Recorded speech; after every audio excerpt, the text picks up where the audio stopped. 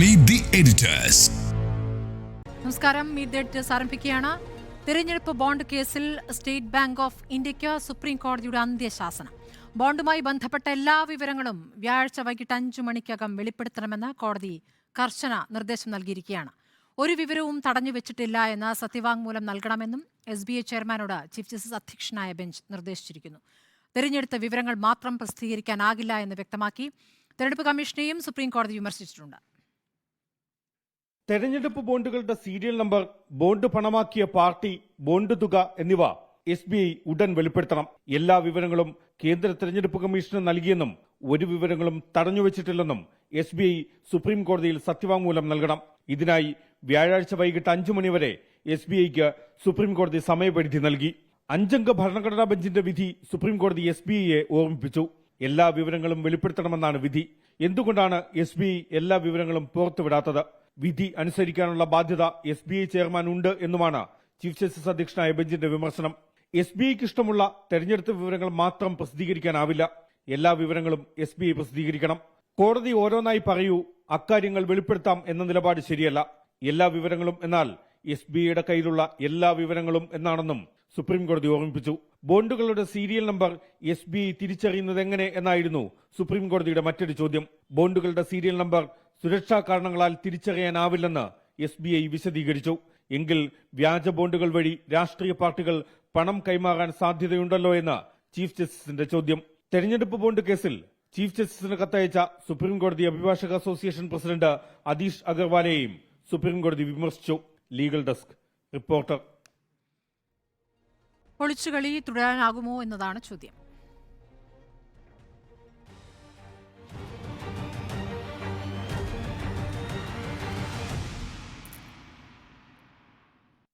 ബാലകൃഷ്ണൻ, ഉത്തരവ് ആവർത്തിക്കാനാകില്ല എന്നാണ് കോടതി പറഞ്ഞിരിക്കുന്നത്. അപ്പോൾ ഇനി ഈ ഒളിച്ചുകളി തുടരാൻ പറ്റുമോ? തുടരാൻ കഴിയില്ല എന്നാണ് ഞാൻ വിചാരിക്കുന്നത്. കാരണം വളരെ സ്ട്രോങ് ആയൊരു പൊസിഷനാണ് ഇന്ന് സുപ്രീം കോടതി എടുത്തിരിക്കുന്നത്. നമ്മളിപ്പോൾ മൊത്തം പരിശോധിച്ചാൽ ഇലക്ട്രൽ ബോണ്ട് വിഷയത്തിൽ സുപ്രീം കോടതി എടുത്തിരിക്കുന്ന നിലപാടെന്ന് പറയുന്ന അതിശക്തമായ നിലപാടാണ്. ഇപ്പോൾ എന്തൊക്കെയാണ് സംഭവിച്ചത്? ഇപ്പോൾ ഫെബ്രുവരി 15-ാം തീയതിയാണ് നിർണായകമായ സുപ്രീം കോടതി ഉത്തരവ് വരുന്നത്. എന്താണ്? ഇലക്ട്രൽ ബോണ്ട് അൺകോൺസ്റ്റിറ്റ്യൂഷണലാണ് എന്ന് പ്രഖ്യാപിക്കുന്നു. അത് ഭരണഘടനാ വിരുദ്ധമാണ്. എന്തുകൊണ്ടാണ് ഭരണഘടനാ വിരുദ്ധമാണ് എന്ന് സുപ്രീം കോടതി പറയുന്നത്? അതിൻ്റെ കാരണം, നിങ്ങൾക്ക് അജ്ഞാതനായിരുന്നു കൊണ്ട് ഏത് രാഷ്ട്രീയ പാർട്ടിക്കും ഇഷ്ടം പോലെ സംഭാവന ചെയ്യാൻ കഴിയുന്നൊരു സാഹചര്യമാണ് ഇലക്ട്രൽ ബോണ്ട് ഉണ്ടാക്കുന്നത്. എന്നാൽ ഈ ജനാധിപത്യ വ്യവസ്ഥയിൽ ഓരോ പൗരനും ഓരോ രാഷ്ട്രീയ പാർട്ടിക്കും എവിടെ നിന്നൊക്കെയാണ് ഫണ്ട് ലഭിക്കുന്നതെന്ന് അറിയാനുള്ള അവകാശമുണ്ട്. ഭരണഘടനയിലെ നമ്മുടെ മൗലിക അവകാശമാണ് റൈറ്റ് ടു ഇൻഫർമേഷൻ. ആ റൈറ്റ് ടു ഇൻഫർമേഷൻ അഥവാ വിവരാവകാശത്തിൻ്റെ ലംഘനമാണ് ഈ പറയുന്ന ഇലക്ട്രൽ ബോണ്ട്. അതുകൊണ്ട് ഇത് അംഗീകരിക്കാൻ കഴിയില്ല എന്നാണ് കോടതി പറഞ്ഞത്. അങ്ങനെയാണ് അത് അൺകോൺസ്റ്റിറ്റ്യൂഷണലാണ് എന്ന് സുപ്രീം കോടതി പ്രഖ്യാപിക്കുകയും ചെയ്തത്. എന്നിട്ട് എന്താണ് പറഞ്ഞത്? മാർച്ച് 6-ാം തീയതിക്ക് മുമ്പ്, അതായത് 3 ആഴ്ചയുണ്ട്, മാർച്ച് 6-ാം തീയതിക്ക് മുമ്പ് ആരൊക്കെയാണ് ഇലക്ട്രൽ ബോണ്ടുകൾ വാങ്ങിയിട്ടുള്ളത് അത് സംബന്ധിച്ചുള്ള എല്ലാ വിശദീകരണങ്ങളും SBIയോട് തെരഞ്ഞെടുപ്പ് കമ്മീഷന് കൈമാറാൻ നിർദ്ദേശിക്കുന്നു. മാർച്ച് 6-ന് SBI അത് കൈമാറുന്നില്ല. എന്നിട്ട് ഒരു പ്ലീയുമായിട്ട് സുപ്രീം കോടതിയെ സമീപിക്കുകയാണ്. സുപ്രീം കോടതി മാർച്ച് 12-ന് അത് വീണ്ടും പരിശോധിക്കുന്നു. എന്നിട്ട് എന്താണ് സുപ്രീം കോടതി പറഞ്ഞത്? നിങ്ങൾക്കിത് വൈകിക്കാൻ കഴിയില്ല. നിങ്ങൾ ഇത്രയും ദിവസം എന്താണ് ചെയ്തുകൊണ്ടിരുന്നത്? മാർച്ച് 15-ാം തീയതി വൈകുന്നേരം 5 മണിക്ക് മുമ്പ്, അതായത് മാർച്ച് 12-നാണ് ഈ ഉത്തരവ് വരുന്നതെന്ന് ഓർക്കണം. മാർച്ച് 15-ാം തീയതി വൈകുന്നേരം 5 മണിക്ക് മുമ്പ് എല്ലാ ഡീറ്റെയിൽസും തെരഞ്ഞെടുപ്പ് കമ്മീഷന് കൈമാറണം എന്നാണ് പറഞ്ഞത്. ആ ഉത്തരവ് ഇങ്ങനെയാണ്: constitution bench had directed SBI to furnish by March 15th the details of electoral bonds including the date of purchase of bonds, the name of the purchaser of the bond and denomination of the electoral bond. എന്നാണ് വാങ്ങിയത്, ആരാണ് വാങ്ങിയത്, എത്ര രൂപയുടെ ബോണ്ടുകളാണ് വാങ്ങിയത്, ഇതിൻ്റെ complete ഡീറ്റെയിൽസും submit ചെയ്യണം എന്നുള്ളതായിരുന്നു സുപ്രീം കോടതിയുടെ ആജ്ഞ എന്ന് തന്നെ പറയാം. അങ്ങനെ ചെയ്യാത്ത പക്ഷം കോടതി അലക്ഷ്യത്തിന് കേസെടുക്കും എന്നും പറഞ്ഞിരുന്നു. ഇവിടെ കൗതുകകരമായൊരു കാര്യം, മാർച്ച് 6-ന് SBI സുപ്രീം കോടതിയെ സമീപിക്കുമ്പോൾ എന്താണ് ആവശ്യപ്പെട്ടത്? ജൂൺ 30 വരെ സമയം നീട്ടിത്തരണമെന്നാണ് ആവശ്യപ്പെട്ടത്. എന്താണ് ഈ ജൂൺ 30-ൻ്റെ പ്രത്യേകത? നമുക്കിപ്പോൾ അറിയാമല്ലോ, കഴിഞ്ഞ ദിവസം തെരഞ്ഞെടുപ്പ് പ്രഖ്യാപിച്ചു.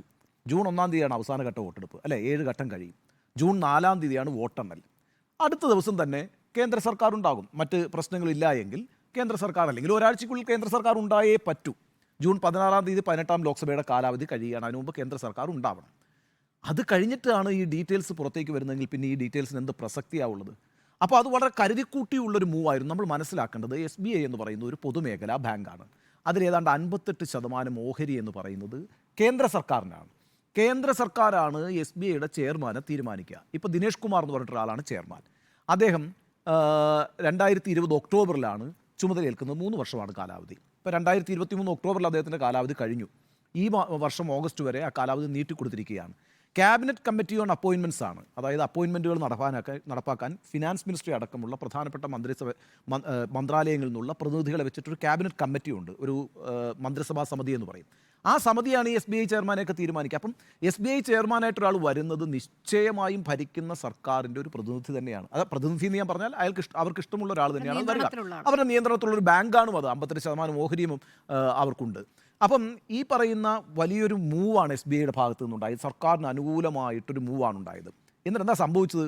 മാർച്ച് 12-ാം തീയതി കോടതി അന്തിമ വാക്ക് പറയുന്നു. മാർച്ച് 15-ാം തീയതി വൈകുന്നേരമായപ്പോൾ ഇത് കൊടുത്തില്ലേ? 3 ദിവസം കൊണ്ട്, കൃത്യമായ 5 മണിക്ക് മുമ്പ് ഈ 3 ദിവസം കൊണ്ട് ഇത് കൊടുത്തു. അതായത് 3 ആഴ്ച അവർക്ക് കിട്ടിയത് കളഞ്ഞു, ലാപ്സാക്കി. പിന്നെ 6-ാം തീയതി വീണ്ടും പ്ലീ കൊടുത്തിട്ട് 12-ാം തീയതി വരെയുള്ള അടുത്തൊരു 6 ദിവസം കൂടി എടുത്തു. അങ്ങനെ ഏതാണ്ടൊരു 27-28 ദിവസം ലാപ്സാക്കിയതിന് ശേഷമാണ് അടുത്ത 3 ദിവസം കൊണ്ട് ഇത് കൊടുത്തത്. ഈ 3 ദിവസം കൊണ്ട് ഇത് കൊടുക്കാവുന്നത് നേരത്തെ തന്നെ കൊടുക്കാവുന്നേ ഉണ്ടായിരുന്നുള്ളൂ. അപ്പോൾ അവിടം മുതൽ തന്നെ ഒത്തുകളിയുണ്ട്. നിങ്ങളൊരു കാര്യം മനസ്സിലാക്കേണ്ടത്, പ്രധാനമന്ത്രി നരേന്ദ്രമോദി സുപ്രീം കോടതിയുടെ ഈ വിധി വന്ന സമയത്ത് നടത്തിയ പ്രസംഗം എല്ലാവർക്കും ഓർമ്മയുണ്ടാവുമല്ലോ. എന്താണ് ആ പ്രസംഗം? ഇന്നത്തെ കാലത്ത് ശ്രീകൃഷ്ണനെ കാണാൻ ചെല്ലുന്ന കുചേലൻ ഒരു പിടി അവില് കൊടുത്തു കഴിഞ്ഞാൽ അത് ആരെങ്കിലും ഒരു വീഡിയോയിൽ ഷൂട്ട് ചെയ്തിട്ട് ഒരു പബ്ലിക് ഇൻട്രസ്റ്റ് ലിറ്റിഗേഷൻ സുപ്രീം കോടതിയിൽ കൊടുത്താൽ സുപ്രീം കോടതി കൃഷ്ണൻ അഴിമതി നടത്തിയിരിക്കുന്നു എന്ന് പറയും എന്നാണ് പറഞ്ഞത്. ജഡ്ജ്മെൻറ്റ് വരുന്നത് അങ്ങനെയായിരിക്കും. സുപ്രീം കോടതിയിൽ കൃഷ്ണൻ ഭ്രഷ്ടാചാർ കിയാഹെ എന്ന് പറയുന്നതാണ്. അപ്പോൾ രാജ്യത്തിൻ്റെ പ്രധാനമന്ത്രി തന്നെ രാജ്യത്തെ പരമോന്നത നീതിപീഠം നടത്തിയ ഒരു വിധി പ്രസ്താവത്തെക്കുറിച്ച് സംസാരിച്ചിരിക്കുന്നതും പ്രതികരിച്ചിരിക്കുന്നതും ഈ രീതിയിലാണ്. അതൊരു തരം പരിഹാസമാണ്. സുപ്രീം കോടതിയെ അധിക്ഷേപിക്കലാണ് യഥാർത്ഥത്തിൽ ചെയ്തത്. എന്തുമാകട്ടെ, ഇവിടെ എന്തിനാണ് ഇത്ര വിരളി പിടിച്ചത്? ഈ ഭരണമുന്നണി എന്തിനാണ് വിരളി പിടിച്ചത്? ഈ വിശദാംശങ്ങൾ ജനങ്ങളിലേക്ക് അറിഞ്ഞാൽ എന്താ കുഴപ്പമെന്നേ. ഇവിടെ BJP മാത്രം നമ്മൾ കുറ്റപ്പെടുത്തണമെന്നേ. ഇപ്പോൾ 1300 കോടിയോളം കോൺഗ്രസിന് കിട്ടിയിട്ടില്ലേ? അതേപോലെ പ്രതിപക്ഷത്തുള്ള തൃണമൂൽ കോൺഗ്രസിന് അതിനേക്കാൾ കൂടുതൽ പൈസ കിട്ടിയിട്ടില്ലേ? പ്രതിപക്ഷത്തിൻ്റെ ശക്തമായ ഇന്ത്യ മുന്നണിയുടെ ശക്തമായ പാർട്ടിയായിട്ടുള്ള DMKയ്ക്ക് പൈസ കിട്ടിയിട്ടില്ലേ? ഇങ്ങനെ പല പാർട്ടികൾക്ക് പൈസ കിട്ടിയിട്ടുണ്ട്. അവിടെ CPM-ഉം CPI മാത്രമാണ് ഈ പൈസ വാങ്ങിക്കാതിരുന്നത്, ഇലക്ട്രൽ ബോണ്ട്. അവരാണ് ഈ കേസിന് പോയത്. ഇത് വളരെ പ്രധാനപ്പെട്ട ഒരു കാര്യം കൂടി പറഞ്ഞ് ഞാൻ അവസാനിപ്പിക്കാം. നോക്കൂ, ഈ സുപ്രീം കോടതിയുടെ ഈ വിധി പ്രസ്താവത്തിനകത്ത് അന്ന് പറഞ്ഞൊരു കാര്യമുണ്ട്. അതെന്താ അറിയോ? ഇതൊരു ഇൻസ്റ്റിറ്റ്യൂഷണലൈസ്ഡ് കറപ്ഷനാണ് എന്നൊരു നിരീക്ഷണമുണ്ട്. സ്ഥാപനവൽക്കരിക്കപ്പെട്ട അഴിമതി. അതിന് ഇപ്പം നമുക്ക് നമ്മുടെ മുമ്പിൽ വന്നിരിക്കുന്ന ഡീറ്റെയിൽസ് വെച്ച് രസകരമായ 1-2 കാര്യങ്ങൾ ഞാൻ പറയാം. ഒന്ന്, ഈ CBIയുടെയും EDയുടെയും ITയുടെയും റെയ്ഡുകൾ ഏതൊക്കെ സ്ഥാപനങ്ങൾക്കെതിരെ നടന്നു, ആ സ്ഥാപനങ്ങളാണ് ഏറ്റവും കൂടുതൽ ഇലക്ട്രൽ ബോണ്ടുകൾ വാങ്ങിയിരിക്കുന്നത്, ഏറ്റവും വേഗത്തിലും വാങ്ങിയിരിക്കുന്നത്. ഇപ്പോൾ ഉദാഹരണത്തിന് ഒരു സംഭവം പറയാം. ഒരു ദിവസത്തിൻ്റെ പ്രത്യേകതയാണ്. 2022 നവംബർ 10 അരബിന്ദോ ഫാർമയുടെ ഒരു MD P. ശരത്ചന്ദ്ര റെഡ്ഡി എന്നാണ് അദ്ദേഹത്തിൻ്റെ പേര്. അരബിന്ദോ ഫാർമ. നമ്മൾ ഓർക്കേണ്ടത്, ഈ കോവിഡ് കാലത്ത് വലിയ രീതിയിൽ ഈ മരുന്ന് കമ്പനികൾ വലിയ പൈസ ഉണ്ടാക്കിയിരുന്നു. അവർ വലിയ ഡോണേഴ്സാണ് കേട്ടോ ഇതിനകത്ത്. അപ്പോൾ 2022 നവംബർ 10-ാം തീയതി അതുപോലൊരു ഫാർമ കമ്പനിയുടെ MD ആയിട്ടുള്ള ശരത്ചന്ദ്ര റെഡ്ഡി അറസ്റ്റ് ചെയ്യപ്പെടുന്നു. നവംബർ 15-ന് 5 ദിവസം കഴിഞ്ഞപ്പോൾ ED ആണ് കേട്ടോ അറസ്റ്റ് ചെയ്യുന്നത്. ഈ ശരത്ചന്ദ്ര റെഡ്ഡി അറസ്റ്റ് ചെയ്യുന്നത് 5 കോടിയുടെ ഇലക്ട്രൽ ബോണ്ട് വാങ്ങിക്കുന്നു. 5 കോടിയുടെ ഇലക്ട്രൽ ബോണ്ട് വാങ്ങിച്ചു കഴിഞ്ഞതിന് ശേഷം ഇത് റെക്കോർഡാണ്. ED പോയിട്ട് ഡൽഹി ഹൈക്കോടതിയിൽ പറയുന്നു ഇയാളെ അപ്രൂവറാക്കണം, മാപ്പുസാക്ഷിയാക്കണം എന്ന് പറയുന്നു. ഇതൊരു സംഭവമാണ്. വേറൊരു കണക്ക് പറയാം. 2023 സ്ഥാപിച്ചിട്ടുള്ള 4 കമ്പനികൾ. 2023 എന്ന് പറയുന്നത് നമ്മളിപ്പോൾ 2024 3-ാം മാസത്തിലാണ് ഇരിക്കുന്നത്. 2023 കഴിഞ്ഞ വർഷം സ്ഥാപിച്ച 4 കമ്പനികൾ 100 കോടി രൂപയുടെ ബോണ്ട് വാങ്ങിയിരിക്കുന്നു. ഒരു കമ്പനി സ്ഥാപിച്ചിട്ടേ ഉള്ളൂ, 4 കമ്പനികൾ അങ്ങോട്ട് എസ്റ്റാബ്ലിഷ് ചെയ്തിട്ടുള്ളൂ, 100 കോടിയുടെ ബോണ്ട് വാങ്ങിച്ചിരിക്കുന്നു. എന്താണ് ഇത്രയും വലിയൊരു ലാഭം അവരുണ്ടാക്കിയോ? അപ്പോൾ എന്തായിരുന്നു സമ്മർദ്ദം എന്നുള്ളത്? അപ്പോൾ നഷ്ടത്തിൽ പ്രവർത്തിക്കുന്ന കമ്പനികൾ പോലും ഇത്തരത്തിൽ ഡൊണേഷൻസ് നൽകി ആനുകൂല്യങ്ങൾ സംഘടിപ്പിക്കാൻ ശ്രമിച്ചു എന്നുള്ളതിൻ്റെ ഉത്തമമായ ഉദാഹരണമാണ്. നിങ്ങൾക്കറിയാമോ, BJPയുടെ MP, രാജ്യസഭാ MP ആയിട്ടുള്ള CM രാജേഷ്, അദ്ദേഹം 5 കോടിയുടെ ബോണ്ട് വാങ്ങി. 5 കോടിയുടെ ബോണ്ട് വാങ്ങിയതിന് ശേഷം തൊട്ടടുത്ത ദിവസം 1098 കോടി രൂപയുടെ ഇൻഫ്രാസ്ട്രക്ചർ പ്രോജക്റ്റ് ഹിമാചൽ പ്രദേശിൽ കിട്ടുന്നു. ഈ രാജേഷ് എന്ന് പറയുന്ന MPക്ക്, BJPയുടെ MP ആണ്, രാജ്യസഭാ MP ആണ്. അത് കിട്ടി 2 മാസം കഴിഞ്ഞപ്പോൾ 40 കോടി രൂപയുടെ ബോണ്ട് വാങ്ങിക്കുന്നു. ഇവിടെയും കണക്കുകൾ തീരുന്നില്ല. സാന്റിയാഗോ മാർട്ടിൻ്റെ രസമാണ് കേട്ടോ. സാന്റിയാഗോ മാർട്ടിന് എതിരായിട്ട് EDയുടെ അന്വേഷണം വരുന്നു. 2022 ഏപ്രിൽ 2-നാണ് ED അന്വേഷിക്കുന്നത്. 2022 ഏപ്രിൽ 2-ന് ED അന്വേഷിക്കുക മാത്രമല്ല 410 കോടി രൂപയുടെ സ്വത്ത് കണ്ടുകെട്ടി. ED കണ്ടുകെട്ടി. ഇത് ഏപ്രിൽ 2-നാണ് സംഭവിക്കുന്നത് 2022. ഏപ്രിൽ 7-ന്, അതായത് 5 ദിവസം കഴിഞ്ഞപ്പോൾ 100 കോടി രൂപയുടെ ഇലക്ട്രൽ ബോണ്ട് ഒറ്റ ദിവസം കൊണ്ട് വാങ്ങി. സാന്റിയാഗോ മാർട്ടിൻ 100 കോടിയുടെ ബോണ്ട് വാങ്ങി. ഈ സാന്റിയാഗോ 5 ദിവസത്തിനുള്ള ഇതൊക്കെ നടക്കുന്നത്. അപ്പം ഇതിനകത്തൊരു തമാശ എന്താണെന്ന് വെച്ചാൽ ഈ സാന്റിയാഗോ മാർട്ടിൻ്റെ 1368 കോടി രൂപയാണ് അദ്ദേഹം വാങ്ങിയിരിക്കുന്നത്. അതിൽ മേജർ ഷെയർ പോയിരിക്കുന്നത് DMKക്കാണ്. അതിനൊന്നും സംശയമില്ല. 1368 കോടിയുടെ ഈ ബോണ്ടുകളിൽ 50% വാങ്ങിയിരിക്കുന്നത് EDയുടെ റെയ്ഡിന് മുമ്പും 50% വാങ്ങിയിരിക്കുന്നത് EDയുടെ റെയ്ഡിന് ശേഷമാണ്. അപ്പോൾ ആൻറ്റിസിപ്പേറ്റ് ചെയ്യുന്നുണ്ട്, ഈ റെയ്ഡ് വരും ആൻറ്റിസിപ്പേറ്റ് ചെയ്യുന്നുണ്ട്. അതിൻ്റെ ഭാഗമായിട്ട് ആദ്യം തന്നെ അത് തടയാനായിട്ട് പണം കൊടുക്കുന്നുണ്ട്. അത് എന്നിട്ടും അവരിത് മുന്നോട്ട് കൊണ്ടുപോകുമ്പോൾ അത് പോരാന്ന് കണ്ടിട്ട് വീണ്ടും ഇലക്ട്രൽ ബോണ്ട് വാങ്ങിയിട്ട് കൊടുക്കുന്നൊരു കാഴ്ചയാണ് കാണുന്നത്. 2023 ഡിസംബർ 18-ന് ഈ ഹൈദരാബാദിലെ ഷിർദി സായി ഇലക്ട്രിക്കൽ ലിമിറ്റഡിൽ ഒരു IT റെയ്ഡ് നടന്നു. 23 ഡിസംബർ 18-ന്, അധികം ദിവസമായിട്ടില്ല. കഴിഞ്ഞ വർഷം ഈ ഡിസംബർ 23-നാണ് നടന്നത്. അത് 2024 ജനുവരി 11, ഏതാണ്ട് ഒരു 15 ദിവസത്തിന് ശേഷം 17 ദിവസത്തിന് ശേഷം അവർ 40 കോടിയുടെ ഇലക്ട്രൽ ബോണ്ട് വാങ്ങുന്നു. ആ കേസ് ഇല്ലാതാകും. 40 കോടിയുടെ ഇലക്ട്രൽ ബോണ്ട് വാങ്ങും. ഞാനൊരു 4-5 കേസ് ഇതിനകത്ത് ഇത്തിരി ഡീറ്റെയിൽ ആയിട്ട് പറഞ്ഞത് എന്തുകൊണ്ടാണെന്ന് വെച്ചാൽ, എന്താണ് ഈ ഇലക്ട്രൽ ബോണ്ട് കൊണ്ട് ലക്ഷ്യം വെക്കുന്നത്, എന്താണ് ഈ ഇലക്ട്രൽ ബോണ്ടിൻ്റെ പ്രസക്തി എന്ന് നമുക്കിപ്പോൾ മനസ്സിലാവും.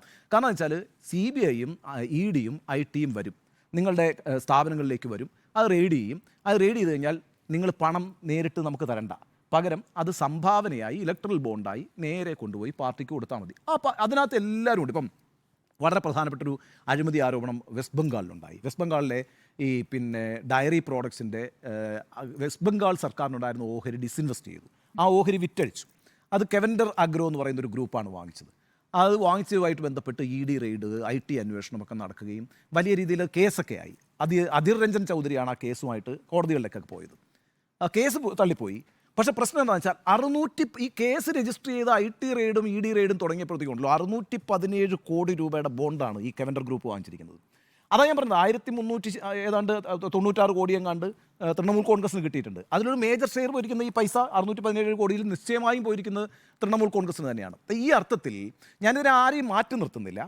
പക്ഷേ ഈ പറഞ്ഞ കണക്ക് ഭരിക്കുന്ന പാർട്ടി എന്നുള്ള നിലയ്ക്ക് എത്ര കോടിയാണ് കിട്ടിയത് BJPക്ക്? 6986 കോടി രൂപയാണ് BJPക്ക് മാത്രമായി കിട്ടിയിരിക്കുന്നത്. 6986 കോടി രൂപ, ഏതാണ്ട് 57% ഓഫ് ഈ പറയുന്ന ഇലക്ട്രൽ ബോണ്ട്സിൻ്റെ ആനുകൂല്യം കിട്ടിയിരിക്കുന്നത് BJPക്കാണ്. അപ്പം ഈ രീതിയിൽ ഈ എല്ലാ സ്ഥലങ്ങളിലും കോൺട്രാക്റ്റുകൾ കിട്ടുന്നതിന്, ഏതെങ്കിലും തരത്തിലുള്ള അന്വേഷണങ്ങൾ വൈകിപ്പിക്കുന്നതിന്, പുതിയ ലൈസൻസുകൾ കിട്ടുന്നതിനൊക്കെ ഒരു മാർഗമായിട്ട് ഇലക്ട്രൽ ബോണ്ട് മാറി. സോ സുപ്രീം കോടതി വളരെ കൃത്യമായി നിരീക്ഷിച്ച പോലെ അതൊരു ഇൻസ്റ്റിറ്റ്യൂഷണലൈസ്ഡ് കറപ്ഷൻ ആയിരുന്നു. ആ കറപ്ഷൻ്റെ വിവരങ്ങൾ പുറത്തു വരുമ്പോൾ സ്വാഭാവികമായും മേജർ ഷെയർ കിട്ടിയ BJP എന്ന് പറയുന്ന പ്രസ്ഥാനം സ്വാഭാവികമായിട്ടും സംശയത്തിന് മുന്നിലാകും. BJP സർക്കാരിനെ കുറിച്ച് എപ്പോഴും പറയുന്നത് എന്താ? അഴിമതിയില്ല, ഒരു മന്ത്രിക്കും അഴിമതിയില്ല, ഇപ്പോഴും UPAക്കെതിരെ പറഞ്ഞുകൊണ്ടിരിക്കുന്നത് അഴിമതിയാണ്. അപ്പോൾ എന്താണെന്ന് വെച്ചാൽ ഇത് വേറൊരു തരം അഴിമതിയാണ്. അപ്പോൾ പല രീതിയിൽ അഴിമതി നടത്താമെന്നേ. ആ അഴിമതിയുടെ ഒരു പുതിയ രൂപം കണ്ടെത്തിക്കൊണ്ട്, അതുകൊണ്ടാണ് സുപ്രീം കോടതി പറഞ്ഞു ഇതൊരു സ്ഥാപനവൽക്കരിക്കപ്പെട്ട അഴിമതിയാണ്, ഇത് ബ്ലാക്ക് മണിയാണ്. ചില കേസുകളൊക്കെ ഉണ്ടല്ലോ PMLA ആക്ട് പ്രകാരമാണ്, കള്ളപ്പണം വെളുപ്പിക്കൽ കേസാണ്. ഈ പറയുന്ന സാന്റിയാഗോ മാർട്ടിനെതിരായിട്ടും മേഘ എഞ്ചിനീയറിംഗിനെതിരായിട്ടും ഒക്കെ വേദാന്തക്കെതിരെയൊക്കെ വന്നിരിക്കുന്നത് PMLA ആക്ട് പ്രകാരമുള്ള കുറ്റകൃത്യം പോലുമാണ്. അപ്പം ഈ രീതിയിൽ ഈ വിവരങ്ങൾ പുറത്തു വന്നാൽ അത് നിശ്ചയമായും തെരഞ്ഞെടുപ്പിനെ ബാധിക്കുമെന്നും അത് വലിയ രീതിയിൽ ചർച്ച ചെയ്യപ്പെടുമെന്നും അതുകൊണ്ട് ഈ അഴിമതിരഹിത പ്രതിച്ഛായ നഷ്ടപ്പെടുമെന്നും നല്ല ഭയമുണ്ടായിരുന്നത് കൊണ്ട് തന്നെയാണ് കേന്ദ്ര സർക്കാർ ഇതിനെതിരായിട്ട് നീങ്ങിയത്. സ്വാഭാവികമായും SBIയുടെ മേളിൽ ഒരു പിടിമുറുക്കിയിട്ടുണ്ടാകുമെന്ന് തന്നെ ഞാൻ വിചാരിക്കുന്നു. നിങ്ങളിപ്പോൾ ധൃതി പിടിച്ചിട്ട് ഈ കാര്യങ്ങൾ കൊണ്ടുപോയി കൊടുക്കണ്ട എന്നൊരു നിർദ്ദേശം പോയിട്ടുണ്ടാകണം. അതുകൊണ്ടാണ് ഞാൻ നിങ്ങൾ 3 മാസത്തെ ടൈമാണ് ആവശ്യപ്പെട്ടത്. 3 months, ജൂൺ 30 വരെ സമയം ആവശ്യപ്പെട്ടു. ജൂൺ 30 എന്ന് പറഞ്ഞു കഴിഞ്ഞാൽ പിന്നെ ഈ ഡീറ്റെയിൽസിന് ഒരു പ്രസക്തിയും ഇന്ത്യൻ രാഷ്ട്രീയത്തിലില്ല. അപ്പോൾ അതുവരെ സമയം ആവശ്യപ്പെട്ട് അവസാനം കോടതി നിർബന്ധത്തിൽ പറഞ്ഞപ്പം കൃത്യം 3 ദിവസത്തിനുള്ളിൽ ഈ ഡീറ്റെയിൽസ് മുഴുവൻ കൊടുക്കുന്നു. എന്നിട്ടോ അതിൻ്റെ പൂർണ്ണമായ ഡീറ്റെയിൽസ് കൊടുക്കാതിരിക്കുന്നു. അപ്പോൾ ഇതിനകത്ത് ഈ ഒത്തുകളി തുടർന്നുകൊണ്ടേയിരിക്കുന്നു. അതിൻ്റെ കാരണമെന്ന് പറയുന്നത് ഈ പരസ്യമായൊരു വിഴുപ്പിലക്കലിലേക്ക് കാര്യങ്ങൾ പോകുമെന്നും അത് നഷ്ടം വരുത്താൻ പോകുന്നത് ഒരു അഴിമതിയുടെ ആശങ്ക, ഒരു അഴിമതിയെ സംബന്ധിച്ചുള്ളൊരു സംശയം, ഇതൊക്കെ ജനങ്ങളുടെ ഇടയിൽ രൂപപ്പെട്ട് കഴിഞ്ഞാൽ നിശ്ചയമായും അത് ഭരിക്കുന്ന പ്രസ്ഥാനങ്ങൾക്ക്, ഭരിച്ചുകൊണ്ടിരിക്കുന്ന മുന്നണിക്ക് അത് അപകടം തന്നെയാണ്. ഇത് ബോധ്യമുള്ളതുകൊണ്ടാണ് അതിൻ്റെ പിന്നിലൊക്കെ ചില കളികൾ നടന്നത്. ഇന്നത്തെ ഈ പറയുന്ന സുപ്രീം കോടതിയുടെ നിർദ്ദേശത്തോടു കൂടി ഞാൻ വിചാരിക്കുന്നത് ഇനി എന്തെങ്കിലും തരത്തിലുള്ളൊരു ഒത്തുകളിക്ക് ഒരു സാധ്യതയുമില്ല. അവർ ഏതാണ്ട് മൂക്കുകൊണ്ട് ഇക്ഷ വരപ്പിക്കുക എന്ന് മലയാളത്തിലൊരു പ്രയോഗം ഉണ്ടല്ലോ, അതുപോലെയാണ് ഇപ്പം സുപ്രീം കോടതി SBI പിടിച്ചിരിക്കുന്നത്. അതുകൊണ്ട് they have to disclose all details. അത് ഇമ്മീഡിയറ്റ് ആയിട്ട് ചെയ്യേണ്ടി വരും. അതോടുകൂടി കാര്യങ്ങൾ കൂടുതൽ ഇതൊരു ഒരു വളരെ പ്രധാനപ്പെട്ട വിഷയമായി ഈ തെരഞ്ഞെടുപ്പിൽ ചർച്ച ചെയ്യപ്പെടുമെന്നും ഞാൻ പ്രതീക്ഷിക്കുന്നു. ശരി, അപ്പോൾ ഒളിച്ചുകളി തുടരാനാകില്ല എന്നുള്ളതാണ് ഉണ്ണി ബാലകൃഷ്ണൻ പറയാനുള്ളത്. നമുക്ക് തിരിച്ചെത്താം ഇടവേളയ്ക്ക് ശേഷം. ഒളിച്ചുകളി തുടരാനാകുമോ എന്ന ചോദ്യത്തിന് തുടരാനാവില്ല എന്ന് തന്നെയാണ് എൻ്റെയും അഭിപ്രായം. ഇപ്പോൾ സുപ്രീം കോടതി നേരത്തെ ഉണ്ണി ബാലകൃഷ്ണൻ ചൂണ്ടിക്കാണിച്ചതുപോലെ തുടർച്ചയായി തന്നെ ആവശ്യപ്പെടുകയാണ്, പെട്ടെന്ന് തരണം, കോഡ് വിവരങ്ങളടക്കം നൽകണം എന്നുള്ള കാര്യം. ഇന്നിപ്പോൾ കോടതി അതിരൂക്ഷമായ പ്രതികരണങ്ങൾ നടത്തിയിരിക്കുന്നു. ഇനി സമയമില്ല, വ്യാഴാഴ്ച വൈകിട്ട് 5 മണി അതാണ് സമയം. ആ സമയത്തിനകം തന്നെ എല്ലാ കാര്യങ്ങളും വെളിപ്പെടുത്തേണ്ടി വരും. തിരിച്ചറിയൽ കോഡ് നൽകരുത് എന്ന വ്യവസായ സംഘടന വന്ന ആവശ്യം ഉന്നയിച്ചിരിക്കുകയാണ്. അതൊരു നാടകീയമായ നീക്കമായിരുന്നു. കാരണം ഈ കേസിൽ വാദം പോകുന്ന ഘട്ടത്തിലൊന്നും വരാതെ ഇപ്പോൾ ഉത്തരവ് വന്ന ശേഷം ഇങ്ങനെയൊരു ആവശ്യവുമായി ഫിക്കി, അസോസിയേഷൻ, CIA എന്നിവർ സംയുക്തമായി നടത്തിയൊരു നീക്കമാണ്. ആ നീക്കത്തെ കോടതി വിമർശിച്ചു. നിങ്ങൾ എവിടെയായിരുന്നു നേരത്തെ എന്ന് ചോദിച്ചു. അതോടൊപ്പം തന്നെ SBIക്ക് വേണ്ടി ഹാജരായ ഹരീഷ് സാൽവെ പറഞ്ഞത് രാഷ്ട്രീയ പാർട്ടികളാണത് വെളിപ്പെടുത്തേണ്ടത്, SBI അല്ല എന്ന കാര്യം പറഞ്ഞിരിക്കുന്നു. അതും കോടതി തള്ളിയിരിക്കുന്നു. കേന്ദ്ര സർക്കാരിന് വേണ്ടി ഹാജരായത് സോളിസിറ്റർ ജനറലാണ്. അദ്ദേഹം പറഞ്ഞത് ഹർജിക്കാർ വേട്ടയാടൽ നടത്തുന്നു, മാധ്യമങ്ങൾ വഴി വേട്ടയാടൽ നടത്തുന്നു എന്നാണ് പറഞ്ഞിട്ടുള്ളത്. അപ്പോൾ എന്ത് വേട്ടയാടലാണ്? കാര്യങ്ങൾ സുതാര്യമാക്കുക, പുറത്തേക്ക് പറയുക എന്ന് കോടതി ഒരു ഉത്തരവിൽ പറയുമ്പോൾ ആ കാര്യങ്ങൾ പറയാതെ, ആ കാര്യങ്ങൾ പറയാൻ ഒരുപാട് സമയം വേണമെന്ന് പറയുകയും ജൂൺ 30 എന്നൊരു തീയതി നൽകുകയും തെരഞ്ഞെടുപ്പിന് ശേഷം കാര്യങ്ങൾ അറിയിക്കാമെന്ന് പറയുകയും ചെയ്യുമ്പോൾ ആർക്കാണ് ഒളിക്കാനുള്ളത് എന്നൊരു ചോദ്യം അവിടെ നിൽക്കുന്നു. അപ്പോൾ കേന്ദ്ര സർക്കാർ ഏതൊക്കെ കമ്പനികളിൽ നിന്നും BJPക്ക് ഏതൊക്കെ കമ്പനികളിൽ നിന്നും ഇതിനകം കിട്ടിയിരിക്കുന്നു എന്നുള്ള വിവരങ്ങളടക്കം വരികയാണ്. 2018 വിവരങ്ങൾ ഇപ്പോൾ പുറത്തു വന്നല്ലോ. 222 കോടിയാണ് 2018 കൊടുത്തിട്ടുള്ളത് വിവിധ പാർട്ടികൾക്ക്. അപ്പോൾ നോക്കുക, 222-ൽ 210 കോടിയും ലഭിച്ചിരിക്കുന്നത് BJPക്കാണ്. കോൺഗ്രസിന് വെറും 5 കോടി, മറ്റെല്ലാ രാഷ്ട്രീയ പാർട്ടികൾക്കും കൂടി 7 കോടി. അപ്പോൾ ഭരിക്കുന്ന പാർട്ടിക്ക് ഇത്രയും കോടികൾ നൽകുമ്പോൾ തിരിച്ചവർക്ക് എന്ത് കിട്ടുമെന്നുള്ള ചോദ്യമുണ്ട്. യഥാർത്ഥത്തിൽ ഇങ്ങനെ ഒരു നിയമം തന്നെ പാസ്സാക്കുന്ന ഘട്ടത്തിൽ വന്നിരിക്കുന്ന അതിലെ ഒരു ചട്ടം എന്ന് പറയുന്നത് കൊടുക്കുന്നവർ അവരുടെ പേര് വിവരം വെളിപ്പെടുത്തേണ്ട. ആ ചട്ടത്തിന് എല്ലാ രാഷ്ട്രീയ പാർട്ടികളും എങ്ങനെയാണ് യെസ് പറഞ്ഞെന്നൊരു വിഷയം അവിടെ നിൽക്കുന്നുണ്ടല്ലോ. അതിൽ കോൺഗ്രസും ഒരുമിച്ചാണ്, മറ്റ് രാഷ്ട്രീയ പാർട്ടികൾ ഇപ്പോൾ പുറത്തു വന്നിരിക്കുന്ന വിവരങ്ങൾ മറ്റ് രാഷ്ട്രീയ പാർട്ടികളുമുണ്ടല്ലോ. അപ്പോൾ ഏറ്റവും ശക്തമായ രാഷ്ട്രീയ പാർട്ടി ഇവിടെ ഇനിയും ഭരണം നടത്താൻ പോകുന്നു എന്ന് കരുതുന്ന രാഷ്ട്രീയ പാർട്ടിക്ക് കൂടുതൽ പണം കിട്ടുന്നു, തിരിച്ച് അവർക്ക് കേസുകൾ ഒതുക്കി തീർക്കുന്നു എന്നുള്ള വിഷയം അവിടെ നിൽക്കുന്നു. കള്ളപ്പണം തടയാനുള്ള നടപടി അതിനി മുന്നോട്ട് കൊണ്ടുപോകാനാകാത്ത അവസ്ഥ എന്നൊക്കെ ഈ കോടതി ഉത്തരവിന് ശേഷം അമിത്ഷാ പറയുകയാണ്. നേരത്തെ ഉണ്ണി ബാലകൃഷ്ണൻ ചൂണ്ടിക്കാണിച്ച പോലെ മോദി പറഞ്ഞ കുചേലനും കൃഷ്ണനും വാദമൊക്കെ ഉണ്ടല്ലോ. അപ്പോൾ കുചേലനും കൃഷ്ണനും വാദത്തിൽ ഈ കോടികളുടെ കണക്കാണ് പുറത്തു വരുന്നത് എന്നുള്ളൊരു കാര്യമുണ്ട്. രാജ്യത്ത് അഴിമതി നടത്താത്ത സർക്കാർ, സുതാര്യമായ സർക്കാർ എന്ന വാദമാണ് എപ്പോഴും മോദി പറഞ്ഞിട്ടുള്ളത്. UPAക്കെതിരെ ഇപ്പോഴും പ്രസംഗങ്ങൾ, രാഷ്ട്രീയ പ്രസംഗങ്ങളിൽ, റാലികളിലൊക്കെ പറയുന്നത് ഈ അഴിമതി നടത്തിയ സർക്കാരിനെ ഞങ്ങൾ തൂത്തു കളഞ്ഞു എന്നുള്ള കാര്യമാണല്ലോ പറയുന്നത്. അപ്പോൾ ഇത് അതിലും വലിയൊരു അഴിമതിയായി പുറത്തേക്ക് വരികയാണ്. ഏതൊക്കെ കമ്പനികൾക്ക് ഏതൊക്കെ സമയത്ത് സഹായം കിട്ടിയെന്നും അന്വേഷണം ഏതൊക്കെ ഘട്ടത്തിൽ പിന്നീട് അവസാനിച്ചു എന്നുള്ളത് നമ്മുടെ മുന്നിലുണ്ട്. ഇപ്പോൾ നമുക്കറിയാം, വിവിധ സംസ്ഥാനങ്ങളിൽ പല MP-മാരെ ചാക്കിട്ട് പിടിക്കുന്നു, MLA-മാരെ ചാക്കിട്ട് പിടിക്കുന്നു. ഓരോരുത്തർക്കും കിട്ടുന്നത് കോടികളുടെ വാഗ്ദാനമാണ്. അതുകൂടാതെ പല സർക്കാരുകളും വീഴുന്നു. അപ്പോൾ അതിലൊക്കെ പണം ഏതൊക്കെ രൂപത്തിൽ പ്രവർത്തിക്കുന്നു, അതിനാവശ്യമായ പണം എവിടെ നിന്ന് കിട്ടുന്നു എന്നതിൻ്റെ സൂചന കൂടിയാണ് പുറത്തു വരുന്നത്. വ്യാഴാഴ്ച ഈ കാര്യങ്ങൾ പുറത്തു വരുമ്പോൾ അതേപോലെ തന്നെ കോൺഗ്രസും ഇക്കാര്യത്തിൽ വിമർശനത്തിന് അതീതരല്ല. കോൺഗ്രസ് ഈ വിഷയത്തിൽ ഇപ്പോൾ പറയുന്നത്, ഒന്ന് ചർച്ചയിൽ പങ്കെടുത്ത ക്ഷമ പറഞ്ഞത് എന്തായാലും ഞങ്ങൾക്കിത് വെളിപ്പെടുത്താൻ സമയം വേണമെന്ന്. ഇത് തന്നെയാണ് SBIയും പറഞ്ഞിട്ടുള്ളത്. അപ്പോൾ സമയമെന്ന് ആവശ്യപ്പെടുമ്പോൾ എന്താണ്, ഞങ്ങൾക്ക് ആര് പണം നൽകി എന്നത് അറിയാതെയാണോ കോൺഗ്രസ് ഈ പണം വാങ്ങിയിട്ടുള്ളതെന്ന പ്രശ്നം അവിടെ നിൽക്കുന്നു. ഇന്നിപ്പോൾ പുറത്തു വന്ന ഒരു വിവരമനുസരിച്ച് NCPക്ക് ഒറ്റ ദിവസം കൊണ്ട്, ഏറ്റവും വലിയ കണക്കാണത്, NCPക്ക് ഒറ്റ ദിവസം കിട്ടിയ ഇലക്ട്രൽ ബോണ്ട് 10 കോടി. അങ്ങനെ ഒരു മറ്റൊരു രാഷ്ട്രീയ പാർട്ടിക്ക് ഒറ്റ ദിവസം കൊണ്ട് കിട്ടിയിട്ടില്ലെന്ന് തോന്നുന്നു. അപ്പോൾ ഓരോരോ വിവരങ്ങളായിട്ട് പുറത്തു വരികയാണ്. ഇക്കാര്യത്തിൽ ഇപ്പോൾ ഈ ഇന്ത്യ മുന്നണിയിലെ പ്രധാനപ്പെട്ട രാഷ്ട്രീയ കക്ഷികളിൽ ആർക്കൊക്കെ ഇതിൽ ശക്തമായി പ്രതികരിക്കാൻ കഴിയുമെന്നൊരു വിഷയം കൂടി അവിടെ നിൽക്കുന്നുണ്ട്. ഇതിൽ പ്രതിപക്ഷത്തിന് ഒരു ശക്തമായ വാദമായി മുന്നോട്ട് വെച്ചുകൊണ്ട് ഭരണപക്ഷത്തെ തകർക്കാവുന്നൊരു വിവരമായിട്ട് ഇത് നിൽക്കുന്നില്ല. ഈ ഇന്ത്യ മുന്നണിയിലും ഇത്തരം പാർട്ടികളുണ്ട്. ഇതിലിപ്പോൾ CPMന് മാത്രമാണ് ഇക്കാര്യത്തിൽ നെഞ്ചിൽ കൈവച്ചുകൊണ്ട് ഒരു ശക്തമായ പ്രതികരണം നടത്താൻ പറ്റുക. വ്യാഴാഴ്ച BJP, ക്ക് ഏതൊക്കെ പാർട്ടികൾ ഏതൊക്കെ കമ്പനികൾ നൽകിയിരിക്കുന്നു, എത്ര തുക നൽകിയിരിക്കുന്നു എന്നടക്കമുള്ള വിവരങ്ങൾ പുറത്തുവരും. ഈ സാന്റിയാഗോ മാർട്ടിൻ ഡി എം കെക്ക് കൊടുത്ത കണക്കൊക്കെ പുറത്തു വന്നിരിക്കുന്നു. അതോടൊപ്പം കോൺഗ്രസിന് കിട്ടിയ കണക്കുകളും എല്ലാ കണക്കുകളും പുറത്തുവരും. അപ്പോൾ വരട്ടെ എന്നാണ് കോൺഗ്രസ് പറയുന്നത്. പക്ഷേ BJP അത് പറഞ്ഞിട്ടില്ല എന്നതും സർക്കാരിന് വേണ്ടി SBI ഈ രൂപത്തിൽ പ്രവർത്തിക്കുന്നു എന്നുള്ളതും നമ്മുടെ മുന്നിലുണ്ട്. അപ്പോൾ ഇത് ജനം കാണുന്നുണ്ട്. ജനത്തെ ഒളിച്ചു വെച്ചുകൊണ്ട് കാര്യങ്ങൾ മുന്നോട്ട് കൊണ്ടുപോകാൻ പറ്റില്ല എന്ന് സുപ്രീം കോടതി ഉറച്ചു പറയുമ്പോൾ അത് ജനങ്ങൾക്ക് വേണ്ടി കൂടിയുള്ള ഒരു പ്രതികരണമായി മാറുകയാണ്. സുജയ, ഇലക്ട്രൽ ബോണ്ടിൽ ഒളിച്ചുകളി തുടരാനാകുമോ എന്നതാണ് ചോദ്യം. ഇതിൽ ഒളിച്ചുകളി നിൽക്കുന്നു എന്ന് പറയുന്നത് ഒരു ആഖ്യാനം മാത്രമാണ്. ഉണ്ണിസാർ വളരെ ശക്തിയോടുകൂടി ഇവിടെ വാദിക്കുന്നുണ്ടായിരുന്നു. പറയുന്നത് കേട്ടാൽ തോന്നും ഇവിടെ BJP മാത്രമാണ് ഇലക്ട്രൽ ബോണ്ട് എല്ലാം ഒളിച്ചു വെച്ചിരിക്കുകയാണ്, കേട്ടാൽ തോന്നും എന്നാണ് ഞാൻ പറഞ്ഞത്. ഞാൻ പൂർത്തിയാകട്ടെ. ഞാൻ അങ്ങ് പറഞ്ഞപ്പോൾ ഇടപെട്ടില്ലല്ലോ. എനിക്കെതിരായിട്ട് ആരോപണമാണ്. അതുകൊണ്ടാണ് ഞാനത് TMCയുടെ കാര്യം പറഞ്ഞു, DMKയുടെ കാര്യം പറഞ്ഞു, BRSന്റെ കാര്യം പറഞ്ഞു, NCPയുടെ കാര്യം പറഞ്ഞു, എല്ലാ പാർട്ടികളുടെയും കാര്യം. അപ്പോൾ ഇതിൽ ഒളിച്ചുകളി നടത്തുന്നത് അങ്ങനെയാണെങ്കിൽ BJP മാത്രമല്ലല്ലോ, ഈ ബോണ്ട് വാങ്ങിയ എല്ലാ പാർട്ടികളും ഒളിച്ചുകളി നടത്തുകയാണ്. അങ്ങനെയാണെങ്കിലേ ഒരു ഒളിച്ചുകളി എന്ന് പറയാൻ കഴിയുകയുള്ളൂ. അല്ലാതെ ഒരു പാർട്ടി മാത്രം ഒളിച്ചുകളി നടത്തുന്നു എന്ന് പറയാൻ കഴിയില്ല എന്നുള്ളതാണ് എന്റെ ടേക്ക്. അപ്പോൾ ഒളിച്ചുകളി ഉണ്ടെങ്കിൽ അതിൽ കോൺഗ്രസ് അടക്കമുള്ള പാർട്ടികൾ വാങ്ങിയ ബോണ്ടുകൾ ആരുടെയൊക്കെ കയ്യിൽ നിന്നാണ് എന്ന വിവരങ്ങളും പുറത്തു വരട്ടെ. ഇവിടെ പറഞ്ഞതുപോലെ ഈ അട്ടിമറി, ചാക്കിട്ട് പിടുത്തം അതൊക്കെ നടത്തിയത് ഒരു പാർട്ടി മാത്രമാണ് എന്ന രീതിയിൽ ഇതിനെ ചുരുക്കി കാണാൻ കഴിയില്ല. ഇവിടെ ഒളിച്ചുകളി എന്തെങ്കിലും ഉണ്ടെങ്കിൽ അത് പുറത്തു വരണം എന്ന് തന്നെയാണ് എന്റെയും അഭിപ്രായം. ഒളിച്ചുകളി ഇപ്പോൾ നടക്കുന്നില്ല. കാരണം ഹരീഷ് സാൽവെ ഇന്ന് കോടതിയിൽ പറഞ്ഞത് തന്നെ, SBIക്ക് വേണ്ടി ഹാജരായ അഭിഭാഷകൻ ഹരീഷ് സാൽവെ പറഞ്ഞത് ഈ വിവരങ്ങൾ നൽകാമെന്നാണ്. ഇതിൽ പ്രധാനപ്പെട്ട കാര്യം എന്താണ്? ഈ ബോണ്ടുകളുടെ ന്യൂമറിക് നമ്പർ, ആ ന്യൂമറിക് നമ്പറാണ് വളരെ പ്രധാനപ്പെട്ടത്. അത് അക്ഷരങ്ങളും അക്കങ്ങളും ചേർന്നുകൊണ്ടുള്ള ഒരു കോഡാണ്. ആ യുണീക്ക് നമ്പർ അത് അൾട്രാവയലറ്റ് റേസ് വഴി അങ്ങനെ മാത്രം ദൃശ്യമാകുന്ന സവിശേഷമായ നമ്പറാണ്. അപ്പോൾ ആ നമ്പർ എന്തിനാണ് ഇഷ്യൂ ചെയ്തത് എന്നുള്ളതാണ് ഇതിൽ പ്രധാനപ്പെട്ട കാര്യം. പിന്നെ ആ ബോണ്ട് ഇഷ്യൂ ചെയ്തതിനെ കുറിച്ചൊക്കെയുള്ള കാര്യങ്ങളിലേക്ക് നിങ്ങൾ പോയതുകൊണ്ട് ഐ എം നോട്ട് റിപ്പീറ്റിംഗ്, അതെല്ലാം ഞാൻ ആവർത്തിക്കുന്നില്ല. അപ്പോൾ ഈ രഹസ്യാത്മകത സൂക്ഷിക്കാൻ വേണ്ടിയാണ് ഈ ബോണ്ട് നമ്പർ പരസ്യപ്പെടുത്തില്ല എന്ന് പറഞ്ഞുകൊണ്ടാണ് ഈ ബോണ്ട് കമ്പനികൾക്ക് ഇഷ്യൂ ചെയ്തത്. Point number 1. അപ്പോൾ അങ്ങനെയുള്ള ഉറപ്പിന്മേലാണ് കമ്പനികൾ ഈ ബോണ്ട് SBIയിൽ നിന്ന് വാങ്ങിയത്. ഞാൻ പൂർത്തിയാക്കട്ടെ. നിങ്ങൾ രണ്ടുപേരും സംസാരിക്കുമ്പോൾ ഞാൻ സംസാരിക്കുന്നില്ലല്ലോ. ഞാൻ പറയുമ്പോൾ ഓരോ പോയിന്റ് ബൈ പോയിന്റ് ഖണ്ഡിക്കാനാണെങ്കിൽ നിങ്ങൾ പറഞ്ഞ ഓരോ പോയിന്റിനെയും എനിക്ക് ഖണ്ഡിക്കാനുണ്ടായിരുന്നു. അപ്പോൾ ഈ ബോണ്ടുകളുടെ ന്യൂമറിക് നമ്പർ പ്രധാനപ്പെട്ടതാണ് എന്ന് കോടതി പറയുമ്പോൾ അതിൽ കോടതി പരിഗണിക്കുന്നത് ഈ വിഷയം കൂടിയാണ്.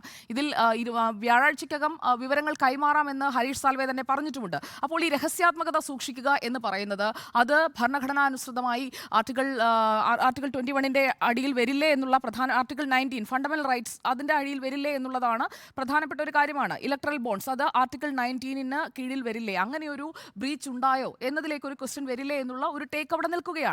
അപ്പോൾ ഈ രഹസ്യാത്മകത എന്ന് പറയുന്നത് ഒരു പ്രധാനപ്പെട്ട ഘടകമായി തന്നെയാണ് ഞാൻ കരുതുന്നത്. കാരണം ഞാൻ സ്മൃതി പരുത്തിക്കാട് മാഡത്തിന് അല്ലെങ്കിൽ ഉണ്ണി ബാലകൃഷ്ണൻ സാറിന് ഒരു ഇലക്ട്രൽ ബോണ്ട് വാങ്ങിയതിനു ശേഷം നൽകുകയാണ്. പ്രൊവൈഡഡ് ഞാനാണത് നൽകിയത് എന്നുള്ളത് മറ്റൊരാൾ തേർഡ് പാർട്ടി അറിയാൻ പാടില്ല. അതാണല്ലോ ഈ ഒരു ബോണ്ടിന്റെ നൽകുന്നതിന്റെയും വാങ്ങുന്നതിന്റെയും ഒക്കെ അടിസ്ഥാനമായിട്ടുള്ള ഒരു ആധാരശില എന്ന് പറയുന്നത്. ആ കാര്യമാണ് അതിവിടെ ലംഘിക്കപ്പെടുകയാണ്. അപ്പോൾ ഈ കോഡ് പരസ്യമാക്കുന്നു. ഈ കോഡ് കിട്ടിക്കഴിഞ്ഞാൽ അത് എങ്ങനെയാണ് ഉപയോഗിക്കാൻ പോകുന്നത്? ഉണ്ണിസാർ വളരെ കൃത്യമായി തന്നെ അത് പറഞ്ഞു കഴിഞ്ഞു. അതായത് ജൂൺ 30 എന്ന് പറഞ്ഞു കഴിഞ്ഞാൽ അപ്പോൾ കിട്ടിയിട്ട് എന്ത് പ്രയോജനമെന്ന്. അപ്പോൾ പ്രയോജനം വേണ്ടത് ഇപ്പോഴാണ്. അതായത് ഇലക്ട്രൽ ബോണ്ട് വാങ്ങി നൽകിയ കമ്പനികളിൽ പിടിച്ചുകൊണ്ട്, നേരത്തെ പറഞ്ഞുകൊണ്ടിരുന്നത് അദാനി അംബാനി, ഇപ്പോൾ അദാനി അംബാനി ഒന്നുമില്ല, സാന്റിയാഗോ മാർട്ടിൻ, വേദാന്ത അങ്ങനെ നിൽക്കുകയാണ്. അപ്പോൾ അദാനിയെ പറഞ്ഞുകൊണ്ടുള്ള, അദാനിയിൽ പിടിച്ചുകൊണ്ടുള്ള രാഹുൽ ഗാന്ധിയുടെ ആരോപണങ്ങളെല്ലാം എവിടെയോ പോയി ഒളിച്ചു. ഇപ്പോൾ ഇലക്ട്രൽ ബോണ്ട് എന്ന് പറഞ്ഞുകൊണ്ടുള്ള രീതിയിലാണ് മുന്നോട്ട് പോകുന്നത്. പിന്നെ ഇന്ന് തുഷാർ മേത്ത സോളിസിറ്റർ ജനറൽ തന്നെ കോടതിയിൽ ആവശ്യപ്പെട്ട വളരെ പ്രധാനപ്പെട്ട ഒരു കാര്യമുണ്ട്. നിങ്ങളത് വിട്ടുപോയത് കൊണ്ട് ഞാനൊന്ന് കൂട്ടിച്ചേർക്കുകയാണ്. ഈ വിവരങ്ങൾ പുറത്തു വന്നു കഴിയുമ്പോൾ, ഈ യുണീക്ക് നമ്പർ അടക്കം പുറത്തു വന്നു കഴിയുമ്പോൾ അത് സമൂഹ മാധ്യമങ്ങളിൽ ഇട്ട് വിഴുപ്പലക്കില്ലേ? ഉണ്ടാകും, നിർബന്ധമായും ഉണ്ടാകും. ഇപ്പോൾ പല മാധ്യമങ്ങളും റിപ്പോർട്ട് ചെയ്യുന്നത്, അതായത് പല ഓൺലൈൻ സൈറ്റുകളും റിപ്പോർട്ട് ചെയ്യുന്നത് തന്നെ ആ രീതിയിലാണ്. ആരിൽ നിന്നൊക്കെ വാങ്ങി. അതിൽ നേരത്തെ ഞാൻ സൂചിപ്പിച്ചത് കൊണ്ട് തന്നെയാണ് BJPയെ മാത്രം പ്രതിക്കൂട്ടിൽ നിർത്തിക്കൊണ്ട് BJPക്ക് ആരൊക്കെ ബോണ്ട് നൽകി എന്നുള്ളതാണ് ചർച്ച ചെയ്യപ്പെടുന്നതും വാർത്തയാക്കുന്നതും എല്ലാം. കോൺഗ്രസിനെ കുറിച്ച് പറയുന്നില്ല, തൃണമൂൽ കോൺഗ്രസിനെ കുറിച്ച് പറയുന്നില്ല. അഥവാ പറയുന്നുണ്ടെങ്കിൽ തന്നെ അത് പരിമിതമായ അളവിൽ മാത്രമാണ്. അപ്പോൾ ലക്ഷ്യമെന്ന് പറയുന്നത് BJPയെ തകർക്കുക. അത് ഇന്ത്യ മുന്നണി ഉണ്ടാക്കി നോക്കി നടന്നില്ല.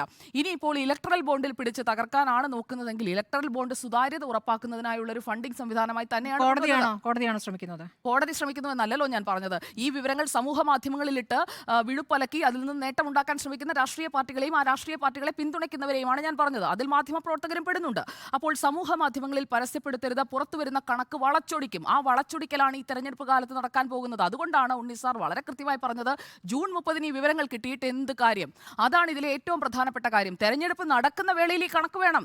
എന്നാൽ മാത്രം ഈ കണക്കിൽ പിടിച്ചുകൊണ്ട് മാത്രമേ BJP എന്തെങ്കിലും പറയാൻ കഴിയുകയുള്ളൂ. അത് പറയുന്നതിനായി ഈ കണക്ക് തരൂ എന്ന് കോടതിയോട് പറയുകയാണ്. അപ്പോൾ SBIയുടെ അഭിഭാഷകൻ പറയുന്നു വിവരങ്ങൾ തരാമെന്ന് പറയുമ്പോൾ, അല്ലെങ്കിൽ ഈ പറഞ്ഞ ഗിവൺ ടൈമിനുള്ളിൽ ഈ വിവരങ്ങൾ നൽകി കഴിയുമ്പോൾ ഈ ആരോപണത്തിന്റെ മുനയങ്ങ് ഒടിയും. പിന്നെ ഞാൻ എപ്പോഴും വിശ്വസിക്കുന്നത് നിയമവാഴ്ചയ്ക്ക് വേണ്ടിയാണ് കോടതികൾ പ്രവർത്തിക്കുന്നത്. അതുകൊണ്ട് തന്നെയാണ് ഒളിച്ചുകളി ഉണ്ടെങ്കിൽ, ഞാൻ അങ്ങനെ ഉണ്ടെന്ന് കരുതുന്നില്ല, അങ്ങനെ എന്തെങ്കിലും ഉണ്ടെന്ന് ആരെങ്കിലും കരുതുന്നുണ്ടെങ്കിൽ ആ ഒളിച്ചുകളി ഒന്നും തുടരാൻ കോടതി അനുവദിക്കില്ല. കാരണം നമ്മുടെ നിയമ സംവിധാനം എന്ന് പറയുന്നത് ആ രീതിയിലാണ്. പരമോന്നത നീതിന്യായ പീഠം പറയുന്ന എല്ലാ വിധികളെയും അംഗീകരിക്കുന്ന ആളാണ് ഞാൻ. അതിൽ എനിക്കിഷ്ടപ്പെട്ട വിധി, ഇഷ്ടപ്പെടാത്ത വിധി എന്നൊന്നുമില്ല. അപ്പോൾ ഏത് വിധിയിലായാലും, അതിപ്പോൾ രാമക്ഷേത്ര നിർമ്മാണമായാലും ഇലക്ട്രൽ ബോണ്ട് ആയാലും സുപ്രീം കോടതി വിധിക്കുന്നത് എന്തോ ആ വിധിയെ അംഗീകരിക്കുന്ന ഒരാളെന്ന നിലയിൽ ഇതിലിപ്പോൾ കോടതി പറഞ്ഞത് ഇങ്ങനെയാണ്: 2019 ഏപ്രിൽ 12 മുതലുള്ള വിവരങ്ങൾ വരട്ടെ. ആ വിവരങ്ങൾ വരുമ്പോൾ അത് BJPയുടെ മാത്രം വിവരങ്ങളല്ലല്ലോ വരുന്നത്. കോൺഗ്രസിന്റെയും DMKയുടെയും തൃണമൂൽ കോൺഗ്രസിന്റെയും എല്ലാവരുടെയും വിവരങ്ങൾ വരട്ടെ. അപ്പോഴറിയാമല്ലോ ആരൊക്കെ ആരിൽ നിന്ന് പണം കൃത്യമായി വാങ്ങിയിട്ടുണ്ട്. തെരഞ്ഞെടുപ്പ് കാലത്ത് ചർച്ചയാകാൻ പോകുന്നതും അതുതന്നെയായിരിക്കും. പിന്നെ ഡെഡ് ലൈൻ കൊടുത്തിരിക്കുന്ന 21-ാം തീയതി 5 മണിക്ക് മുൻപ് വിവരങ്ങൾ നൽകില്ല എന്ന് ആദ്യം SBI നിലപാടെടുത്തത് ഈ ഒരു രഹസ്യാത്മകത എന്ന് പറയുന്ന ഒരു ക്ലോഷർ അവിടെ ഉള്ളത് കൊണ്ടാണ്. അങ്ങനെയുള്ള ഉറപ്പിലാണ് അവർ ഈ ബോണ്ട് ഇഷ്യൂ ചെയ്തത്, ആളുകൾ ബോണ്ട് വാങ്ങിയത്. അതുകൊണ്ട് മാത്രമാണ് അത് ആദ്യം നൽകാതിരുന്നതെന്നാണ് ഞാൻ കരുതുന്നത്. എന്തായാലും ഫെബ്രുവരി 15-ന് കോടതി ഉത്തരവുണ്ട്. ആ ഉത്തരവിന് ശേഷം ആ വിവരങ്ങൾ പൂർണ്ണമായി നൽകുന്നില്ല. അപ്പോൾ പുറത്തു വരുന്ന കണക്ക് വളച്ചൊടിക്കുമെന്ന് പറയുന്ന വാദത്തിൽ കാര്യമുണ്ട് എന്ന് തന്നെയാണ് ഞാൻ കരുതുന്നത്. കാരണം ആ വരുന്ന വിവരങ്ങളിൽ തന്നെ താല്പര്യമുള്ള വിവരങ്ങൾ മാത്രം, അല്ലെങ്കിൽ ഏതെങ്കിലും ഒരു പാർട്ടിക്കെതിരെയാണ് പ്രയോഗിക്കേണ്ടതെങ്കിൽ അത് മാത്രം പ്രയോഗിക്കുക എന്ന ലക്ഷ്യത്തിലേക്ക് പോകാനായി ഉദ്ദേശിച്ചിരിക്കുന്നവരുടെ മുന്നിലേക്ക് അത് എത്തുമ്പോൾ കോടതി പറയുന്നുണ്ട് ഞങ്ങൾക്ക് അതിലും ഇടപെടാൻ കഴിയും എന്നുള്ളത്. സമൂഹ മാധ്യമങ്ങളിൽ എല്ലാം വരാറുണ്ടല്ലോ, അതും ഞങ്ങളുടെ അധികാര പരിധിയിലാണ് എന്ന് സുപ്രീം കോടതി വളരെ കൃത്യമായി പറയുന്നുണ്ട്. അപ്പോൾ വളച്ചൊടിക്കാൻ കാത്തിരിക്കുന്നവർക്ക് അത് നടക്കില്ല. എല്ലാ വിവരങ്ങളും ഒന്നിച്ച് തന്നെ പുറത്തു വരും എന്നുള്ളതാണ്. ഏത് ബോണ്ട്, ഏത് രാഷ്ട്രീയ പാർട്ടി, ആരിൽ നിന്ന് വാങ്ങി എന്നതടക്കമുള്ള വിവരങ്ങൾ വരട്ടെ. തീർച്ചയായിട്ടും വിവരങ്ങൾ വരണം. ഇപ്പോൾ സുജയ പറഞ്ഞതിനോട് വിയോജിക്കുന്ന ഒരു കാര്യം ഇതാണ്: ഈ ബോണ്ട് വാങ്ങുന്നവരുടെ വിവരങ്ങൾ പുറത്തു പറയരുത് എന്നുള്ള ചട്ടമായിരുന്നല്ലോ, ഈ നിയമ വ്യവസ്ഥ അതായിരുന്നല്ലോ. അത് പക്ഷേ ഇല്ലാതായി കഴിഞ്ഞിരിക്കുന്നു സുപ്രീം കോടതി ഉത്തരവോടുകൂടി. അതുകൊണ്ട് ഇനി ആ വാദം നടക്കില്ല എന്ന് സുപ്രീം കോടതി കൃത്യമായി പറഞ്ഞിട്ടുണ്ട്. അപ്പോൾ ആ വാദം ഇനി നടക്കില്ല എന്നുള്ളതാണ്. ആ നമ്പർ രേഖപ്പെടുത്തി വെക്കില്ല എന്ന ഉറപ്പിലാണല്ലോ ഈ ബോണ്ട് ഇഷ്യൂ ചെയ്തത്. അതുകൊണ്ടാണ് ആദ്യഘട്ടത്തിൽ ഈ നമ്പർ അത് അവർക്ക് SBIയുടെ പക്കലുണ്ട്. തിരഞ്ഞെടുപ്പ് കമ്മീഷൻ ചില കാര്യങ്ങൾ മാത്രം പുറത്തുവിടുന്നതിനെയും ഇന്ന് സുപ്രീം കോടതി സ്മൃതി നിങ്ങൾ പറഞ്ഞു കഴിഞ്ഞാൽ പറയാം. SBIയുടെ കയ്യിൽ പക്കൽ വിവരങ്ങളുണ്ട്. SBI എന്ന് പറഞ്ഞിട്ടുള്ളത് രാഷ്ട്രീയ പാർട്ടികളാണ് പറയേണ്ടത്, ഞങ്ങളല്ല പറയേണ്ടത്. അല്ല, അത് മാത്രമല്ല, അതിനകത്ത് വളരെ കൃത്യമായിട്ട് SBIയുടെ ഈ ഇലക്ട്രൽ ബോണ്ടിലെ വിവരങ്ങൾ വെളിപ്പെടുത്തില്ല എന്ന് പറയുമ്പോൾ പോലും അതിനകത്ത് ഇലക്ട്രൽ ബോണ്ട് സ്കീം അനുസരിച്ച് ക്ലോസ് 7(4) വെച്ചിട്ട് കൃത്യമായി SBI പറഞ്ഞിട്ടുണ്ട്. അങ്ങനെ പറഞ്ഞേ പറ്റൂ നമ്മുടെ ഭരണഘടനാപരമായിട്ട്. When demanded by a competent court or upon registration of criminal case by any law of enforcement agency the conditions under which details would be disclosed എന്ന് പറഞ്ഞിട്ടുണ്ട്. അതായത് നമ്മൾ ഈ എന്ത് ബോണ്ട് വാങ്ങിക്കുമ്പോഴും പെട്ടെന്ന് നമ്മൾ എഴുതി കാണിക്കുമല്ലോ, പരസ്യത്തിൽ നിങ്ങൾ കേൾക്കുമല്ലോ, ഈ നിബന്ധനകളെല്ലാം കൃത്യമായിട്ട് വായിച്ച് നോക്കിക്കോണം എന്ന് പറഞ്ഞിട്ടൊരു സാധനം വരുമല്ലോ. അതിനകത്ത് 7(4) വെച്ചിട്ട് ഇതിനകത്ത് SBI തന്നെ പറഞ്ഞിട്ടുണ്ട്, ഒരു കോമ്പിറ്റൻ്റ് അതോറിറ്റിയോ ഒരു കോടതിയോ എൻഫോഴ്സ്മെൻറ്റ് ഏജൻസിയോ ക്രിമിനൽ ആയിട്ടുള്ള എന്തെങ്കിലും അന്വേഷണത്തിൻ്റെ ഭാഗമായോ ചോദിച്ചാൽ ഈ ഡീറ്റെയിൽസ് ഡിസ്ക്ലോസ് ചെയ്യും. അപ്പോൾ അതുകൊണ്ട് ഈ വാദമുഖം നിൽക്കില്ല. കാരണം അത് മാത്രമല്ല, നമ്മളുടെയൊക്കെ തന്നെയും പേഴ്സണലായ ഒരു ഡീറ്റെയിൽസും എടുക്കാൻ ഒരു റൈറ്റും ആർക്കുമില്ല. നിങ്ങളുടെ കോൾ ടാപ്പ് ചെയ്യാൻ കഴിയില്ല, പറ്റില്ല, എൻ്റെ കോൾ ടാപ്പ് ചെയ്യാൻ കഴിയില്ല. പക്ഷേ ഒരു ക്രിമിനൽ ആക്ടിവിറ്റിയിൽ ഞാൻ ഇൻവോൾവ് ചെയ്യുകയോ ഏതെങ്കിലും തരത്തിലുള്ള ആശങ്കകൾ ഉണ്ടാകുകയോ ചെയ്താൽ ഈ കോൾ റെക്കോർഡ്സ് മുഴുവൻ എടുക്കും. ഇതിൻ്റെ ഡീറ്റെയിൽസ് മുഴുവൻ എടുക്കാൻ ഗവൺമെൻറ്റിന് അധികാരമുണ്ട്, ലോ എൻഫോഴ്സിങ് ഏജൻസിക്ക് അധികാരമുണ്ട്. അതുകൊണ്ട് ആ വാദമുഖം നിൽക്കില്ല. ഇനി രണ്ടാമത്തെ കാര്യം, ഈ ജൂൺ 30 വരെ നീട്ടിക്കൊണ്ടു പോകുന്നതിന് മുമ്പ് ഈ തെരഞ്ഞെടുപ്പ് കാലത്ത് തന്നെ ഈ കാര്യങ്ങൾ അറിയണം. അതുകൊണ്ട് അതിൻ്റെ ഒളിച്ചുകളി വ്യക്തമാകുമായിരുന്നു എന്ന് ഞാൻ പറഞ്ഞതിനെക്കുറിച്ച് സുജയ ആവർത്തിച്ചു പറഞ്ഞു. എനിക്കൊരു സംശയമില്ല, ഈ തെരഞ്ഞെടുപ്പ് കാലത്ത് തന്നെ അതറിയണം. കാരണം 5 വർഷത്തിലൊരിക്കലാണ് ഈ പൗരന് അവൻ്റെ വോട്ടിംഗ് റൈറ്റ് ഉള്ളത്. ആ വോട്ടിംഗ് റൈറ്റ് എന്ന് പറയുന്നത് ശരിയായ തീരുമാനം എടുക്കാനുള്ള ഒരവസരമാണ്. ആ അവസരത്തിൽ ആ പൗരൻ എല്ലാ രീതിയിലും എക്വിപ്ഡ് ആകുന്നത് നല്ല ജനാധിപത്യമാണ്. അത് ആരോഗ്യകരമായൊരു ജനാധിപത്യത്തെയാണ് സൃഷ്ടിക്കുക. ഇപ്പം ജൂൺ 30-നാണ് ഈ ഡീറ്റെയിൽസ് ഒക്കെ വരുന്നതെന്ന് വിചാരിക്കുക. അങ്ങനെയാണെങ്കിൽ ഞാൻ എൻ്റെ വോട്ട് കാസ്റ്റ് ചെയ്തതിന് ശേഷം ഈ പറയുന്ന വലിയൊരു അഴിമതി പുറത്തു വന്നു കഴിഞ്ഞാൽ എനിക്ക് പിന്നെ 5 വർഷത്തേക്ക് എന്ത് ചെയ്യാൻ പറ്റും? ഞാൻ നിരായുധനാണ്. അപ്പം ഞാൻ ഈ ജൂൺ 30 എന്ന് പറയുന്ന ഒരു കള്ളക്കളിയായിരുന്നു എന്നും ഈ തെരഞ്ഞെടുപ്പ് നടക്കുന്ന സമയത്ത് തന്നെ ഇതിൻ്റെ മുഴുവൻ ഡീറ്റെയിൽസ് വരണമെന്നും പറയുന്നത് ആരോഗ്യകരമായ ജനാധിപത്യം പുലരണമെങ്കിൽ അഴിമതി പാടില്ല. അഴിമതിക്ക് കുടപിടിക്കുന്നവരാരാണെങ്കിലും, അത് TMC ആണെങ്കിലും അത് BRS ആണെങ്കിലും അത് DMK ആണെങ്കിലും അത് BJP ആണെങ്കിലും കോൺഗ്രസ് ആണെങ്കിലും എന്നെ സംബന്ധിച്ചിടത്തോളം ഒരുപോലെയാണ്. അപ്പോൾ അവിടെ ഈ ജനാധിപത്യത്തിൻ്റെ ഏറ്റവും വലിയ പൗരാവകാശം വിനിയോഗിക്കപ്പെടുന്ന മുഹൂർത്തത്തിൽ ഇതിൻ്റെ ഡീറ്റെയിൽസ് എല്ലാം പുറത്തേക്ക് വന്നാൽ എനിക്ക് ശരിയായൊരു തീരുമാനം എടുക്കാനും എൻ്റെ റൈറ്റ് നന്നായി ഉപയോഗിക്കാനും കഴിയും. അത് പിന്നീട് വന്നതുകൊണ്ട് എനിക്ക് പ്രത്യേകിച്ച് പ്രയോജനമൊന്നുമില്ല. ഗവൺമെൻറ്റിനെ തിരിച്ചു വിളിക്കാനുള്ള ഒരു വകുപ്പ് നമ്മുടെ ഭരണഘടനയിലില്ല. നിങ്ങളൊരാളെ വോട്ട് ചെയ്ത് അധികാരത്തിലെത്തിയാൽ അയാളുടെ ടേം പൂർത്തിയാക്കുന്നവരെ നമ്മൾ കാത്തിരുന്നേ പറ്റൂ, അയാൾക്ക് ഭൂരിപക്ഷം ഉള്ളിടത്തോളം കാലം. അപ്പോൾ അതുകൊണ്ട് ആ വോട്ടിംഗ് റൈറ്റ് എക്സസൈസ് ചെയ്യുന്ന സമയത്ത് ഇതിൻ്റെ ഡീറ്റെയിൽസ് വരുന്നത് ആരോഗ്യകരമായ ജനാധിപത്യത്തിന് നല്ലതാണ്. ഒരു കാര്യം. ഈ രണ്ട് കാര്യങ്ങൾ. ഇനി ഒരു കാര്യം കൂടി എനിക്ക് പറയാനുള്ളൂ. ഈ 1334 കോടി രൂപയാണ് കോൺഗ്രസിന് കിട്ടിയത്. ഞാൻ സമ്മതിക്കുന്നു, കോൺഗ്രസിന് അത് കിട്ടിയിട്ടുണ്ട്. അതിനേക്കാൾ കൂടുതൽ തുകയാണ് തൃണമൂൽ കോൺഗ്രസിന് കിട്ടിയിരിക്കുന്നത്. ഏതാണ്? നിങ്ങൾ നോക്കൂ, 2014 മുതൽ ഇന്ത്യയിൽ കോൺഗ്രസ് അധികാരത്തിലില്ല. കോൺഗ്രസിന് പൈസ കൊടുക്കുന്ന യഥാർത്ഥത്തിൽ ആര് കൊടുത്താലും അത് നഷ്ടക്കച്ചവടമാണ്. അവർക്കൊരു ലൈസൻസ് കിട്ടാൻ പോകുന്നില്ല. അവരുടെ ED റെയ്ഡിൽ നിന്ന് പിന്തിരിപ്പിക്കാൻ കഴിയില്ല. അവർക്ക് ED റെയ്ഡ് ഉത്തരവിടാൻ കഴിയില്ല. അവർക്ക് IT-കാരെ പറഞ്ഞു വിട്ടിട്ട് ഏതെങ്കിലും തരത്തിലുള്ള സെർച്ചുകൾ നടത്താൻ കഴിയില്ല. പിന്നെ ഇനി ഏതെങ്കിലും സംസ്ഥാനങ്ങളിൽ കോൺഗ്രസ് ഭരിക്കുന്നുണ്ടെങ്കിൽ നോക്കൂ, നോർത്ത് ഇന്ത്യയിൽ ഹിമാചൽ പ്രദേശിൽ മാത്രമേ ഉള്ളൂ കോൺഗ്രസ്. അവിടെ മാത്രമേ ഭരിച്ചിരുന്നത്. സൗത്ത് ഇന്ത്യയിൽ എവിടെയാണ് ഉള്ളത്? സൗത്ത് ഇന്ത്യയിൽ എവിടെ കോൺഗ്രസ് ഉള്ള? 2016 മുതൽ കേരളത്തിലില്ല. എവിടെയും ഇല്ലാതായി എന്ന് പറയുന്നത് നമ്മൾ ആവലാതിപ്പെടേണ്ട ആവശ്യമില്ല. ഇല്ലാതായെങ്കിൽ അത് ആ പാർട്ടിയുടെ പതനമാണ്. പക്ഷേ കൊണ്ട് വാങ്ങിയിട്ടുണ്ട് എന്നുള്ളതാണ് വിഷയം. അതെ സുജയ, നമ്മൾ ചർച്ച ചെയ്യുന്ന വിഷയത്തിൽ തന്നെ ഇരിക്കുക. അതാണ് എന്നെ സംബന്ധിച്ചിടത്തോളം ഞാൻ പറയുന്ന ആർഗ്യുമെന്റ് സുജയ്ക്ക് മനസ്സിലാകാത്തതല്ല. അതായത് നിങ്ങൾക്ക് ഈ ഇലക്ട്രൽ ബോണ്ട് വഴി പൈസ തന്നുകൊണ്ടിരിക്കുന്നത് ഏതെങ്കിലും തരത്തിലുള്ള കോടിക്കണക്കിന് രൂപയാണ്. 100 കോടി 200 കോടിയൊക്കെയാണ്. അതെന്തെങ്കിലും ഒരു ഗുണം കിട്ടാതെ ഞാൻ ചെയ്യില്ല സുജയ. ഒരു പാർട്ടിക്ക് ഞാൻ 200 കോടി രൂപ കൊടുക്കുന്നുണ്ട് എങ്കിൽ എനിക്ക് അതിൻ്റെ ഗുണങ്ങൾ ഇല്ല ചിന്തിക്കണമെന്നില്ല. എന്നെ സംബന്ധിച്ചിടത്തോളം എനിക്ക് അതിൻ്റെ ഒരു ഗുണം കിട്ടണം. ഞാൻ വെറുതെ 200 കോടി കൊണ്ട് കൊടുക്കില്ല. ഒരു കോർപ്പറേറ്റ് സംവിധാനം 200 കോടിയൊന്നും കൊടുക്കത്തില്ല. പ്രത്യേകിച്ച് സാമ്പത്തിക മാന്ദ്യത്തിൻ്റെയൊക്കെ ഒരു കാലഘട്ടത്തിൽ ഇറ്റ് ഈസ് നോട്ട് ഈസി. ഇനി അങ്ങനെ കൊടുക്കുമ്പോൾ ഈ പറയുന്ന എന്തെങ്കിലും ഒരു നേട്ടം ഉണ്ടാക്കി കൊടുക്കാൻ കഴിയണമെങ്കിൽ നിങ്ങൾ അധികാരത്തിലിരിക്കണം. കോൺഗ്രസിനെ സംബന്ധിച്ചിടത്തോളം എവിടെയാണ് അധികാരത്തിലുണ്ടായിരുന്നത്? അവരെവിടെയും അധികാരത്തിലല്ല. തമിഴ്നാട്ടിലുണ്ടോ? ഇല്ല. തെലങ്കാനയിൽ ഇപ്പോഴാണ് വന്നത്. ഇത് 2019 ബോണ്ടിൻ്റെ കണക്കാണ് പറയുന്നത്. ഈ കഴിഞ്ഞ മാസം തെലങ്കാനയിൽ അധികാരത്തിൽ വന്നത്. കർണാടകയിലുണ്ടായിരുന്നോ? ഇല്ല. മധ്യപ്രദേശിലോ ഇല്ലായിരുന്നോ? ഇല്ല. രാജസ്ഥാനാണ് ആകെ ഉണ്ടായിരുന്നത്. അത് ശരിയാണ്. ഹിമാചൽ പ്രദേശ് ഉണ്ട്, ഛത്തീസ്ഗഡ്. ഈ 3 സംസ്ഥാനങ്ങളാണ്. ഈ 3 സംസ്ഥാനങ്ങളുമായിട്ട് ബന്ധപ്പെട്ട ഏതെങ്കിലും കോൺട്രാക്റ്റുകൾ ഈ 1394 കോടിയിൽ ഉണ്ടോ എന്ന് നമുക്ക് കാത്തിരുന്ന് കാണാം. എന്നാൽ ഏറ്റവും കൂടുതൽ പണം വാങ്ങിയിരിക്കുന്ന ഈ ബോണ്ടുകൾ വാങ്ങിയിരിക്കുന്ന സാന്റിയോഗോ മാർട്ടിൻ ആണെങ്കിലും മേഘ എഞ്ചിനീയറിംഗ് കമ്പനികളാണെങ്കിലും ഇവരൊക്കെ 13ഉം 14ഉം സംസ്ഥാനങ്ങളിലാണ് വലിയ ഇൻഫ്രാസ്ട്രക്ചർ ഡെവലപ്മെൻറ്റ് പ്രോജക്റ്റുകൾ നടത്തിക്കൊണ്ടിരിക്കുന്നത്. അതിൽ ഞാനൊരു MP-യുടെ കാര്യം പറഞ്ഞല്ലോ, MP രാജേഷ്. BJP-യാണ് എല്ലാ ഉത്തരവാദിത്വത്തോടു കൂടിയാണ് കേട്ടോ ഞാൻ പറയുന്നത്. BJP-യുടെ രാജ്യസഭാ MP ആയിട്ടുള്ള രാജേഷ് എന്ന് പറഞ്ഞ ആൾക്ക് 1098 കോടി രൂപയുടെ കരാർ ഹിമാചൽ പ്രദേശിൽ നിന്ന് കിട്ടിയതിൻ്റെ 15 ദിവസം കഴിഞ്ഞപ്പോൾ 40 കോടിയുടെ ഇലക്ട്രൽ ബോണ്ട് വാങ്ങി. അതിനു മുമ്പ് ഒരു 5 കോടിയുടെ ഇലക്ട്രൽ ബോണ്ട് ഈ പറയുന്ന കരാർ കിട്ടുന്നതിന് മുമ്പ് വാങ്ങി. അപ്പോൾ ഇതൊക്കെ യാദൃച്ഛികമാണ് നമുക്ക് വിചാരിക്കാൻ കഴിയില്ല. ഒരു കാര്യം കൂടി പറയാം. വളരെ കൃത്യമായിട്ട് സുജയ പറഞ്ഞു, അദാനിയും അംബാനിയും ഒക്കെ കൊടുത്തു എന്ന് പറഞ്ഞിരുന്നില്ല. എന്തായിരുന്നു? അദാനിയോ അംബാനിയോ ഈ രീതിയിൽ പണം കൊണ്ടുപോയി BJP-ക്ക് കൊടുക്കുമെന്ന് ആരും വിചാരിച്ചിട്ടില്ല. ഞാനും വിചാരിക്കുന്നില്ല. അങ്ങനെയുള്ള കാര്യങ്ങളൊന്നും അദാനി അംബാനി ചെയ്തില്ലെന്ന് മാത്രമല്ല, അദാനിക്കും അംബാനിക്കും അങ്ങോട്ടേക്ക് കൊടുക്കേണ്ട കാര്യമില്ല. BJP-യെ സംബന്ധിച്ചിടത്തോളം ഭരിക്കുന്ന ഒരു പാർട്ടി എന്ന നിലയ്ക്ക് അവർ ഒരുപാട് ഇലക്ഷനുകളെ നേരിടുന്ന പാർട്ടിയാണ്. അവർക്ക് പണം പാർക്ക് ചെയ്യേണ്ടതുണ്ട്. അത് BJP മാത്രമല്ല, കോൺഗ്രസ് ആണെങ്കിലും അംബാനിയിൽ നിന്നൊക്കെ പണം ഇങ്ങോട്ട് വാങ്ങിക്കുകയോ അദാനിൽ നിന്നൊക്കെ പണം ഇങ്ങനെ വാങ്ങിച്ച് കൃത്യമായി അടുക്കി പിന്നെ അവരുടെ ബാങ്ക് അക്കൗണ്ടിൽ നിക്ഷേപിക്കുകയോ അല്ലെങ്കിൽ അവരുടെ ഓഫീസിൽ സൂക്ഷിക്കുകയല്ല ചെയ്യുക. ആ മണി അവിടെ പാർക്ക് ചെയ്യപ്പെടും. പാർക്ക് ചെയ്യാമെന്നാണ് അതിന് പറയുക. ആ മണി പാർക്ക് ചെയ്യുന്നത് എന്തിനാണെന്ന് വെച്ചാൽ ഇലക്ഷൻ്റെ സമയമാകുമ്പോൾ അവർ ഓരോ സഹായങ്ങളായിട്ട്, അത് ഹെലികോപ്റ്ററായിട്ട് വരും, അത് ഫ്ലക്സ് അടിക്കുന്നതായിട്ട് വരും, അത് സോഷ്യൽ മീഡിയയിൽ കണക്ട് ചെയ്തതായിട്ട് വരും. അങ്ങനെ പല രീതിയിൽ അവരെ എക്വിപ്പ് ചെയ്ത് കൊടുക്കും. അതിന് ഒരിക്കൽ പോലും അദാനി പോയിട്ട് 1000 കോടിയുടെ ഇലക്ട്രൽ ബോണ്ട് വാങ്ങി പിന്നെ BJP-ക്ക് കൊടുക്കുമെന്ന് ഞാൻ കരുതുന്നില്ല. അത്തരം മണ്ടത്തരങ്ങളൊന്നും കാണിക്കത്തില്ല അവർക്ക് അതിൻ്റെ ആവശ്യവുമില്ല. അപ്പോൾ ഈ പറയുന്ന അദാനിയും അംബാനിയും ഒന്നും കൊടുക്കാത്തതുകൊണ്ട് ഈ കരങ്ങൾ ശുദ്ധമാണ്, അങ്ങനെയൊന്നുമില്ല. ഞാൻ ഒറ്റ കാര്യമേ പറഞ്ഞിട്ടുള്ളൂ. ഈ സമയത്ത് ഈ ഡീറ്റെയിൽസ് മുഴുവൻ അറിയാൻ കഴിയുകയാണെങ്കിൽ അതൊരു നല്ല സാഹചര്യം ജനാധിപത്യത്തിനുണ്ടാക്കും. അതാണ് എനിക്ക് പറയാനുള്ളത്. ശരി, അപ്പോൾ ഇതിൽ MP വൈസ് എങ്ങനെയാണ് വന്നിരിക്കുന്നത്? ഉണ്ണിസാർ ഇത്രയും ഗവേഷണം നടത്തിയ സ്ഥിതിക്ക് ഞാൻ ചോദിക്കുകയാണ്. ഒരു BJP MP-യുടേത് പറഞ്ഞല്ലോ, പെർ MP ആ ഒരു ഹെഡ് സൈസ് വെച്ചിട്ട് ഇപ്പോൾ ലോക്സഭയിലേക്ക് 2019 ലോക്സഭാ തെരഞ്ഞെടുപ്പിന് ശേഷമുള്ള കണക്കുകളാണല്ലോ ഓൾമോസ്റ്റ് വരാൻ പോകുന്നത്, April 12 എന്ന് പറയുമ്പോൾ.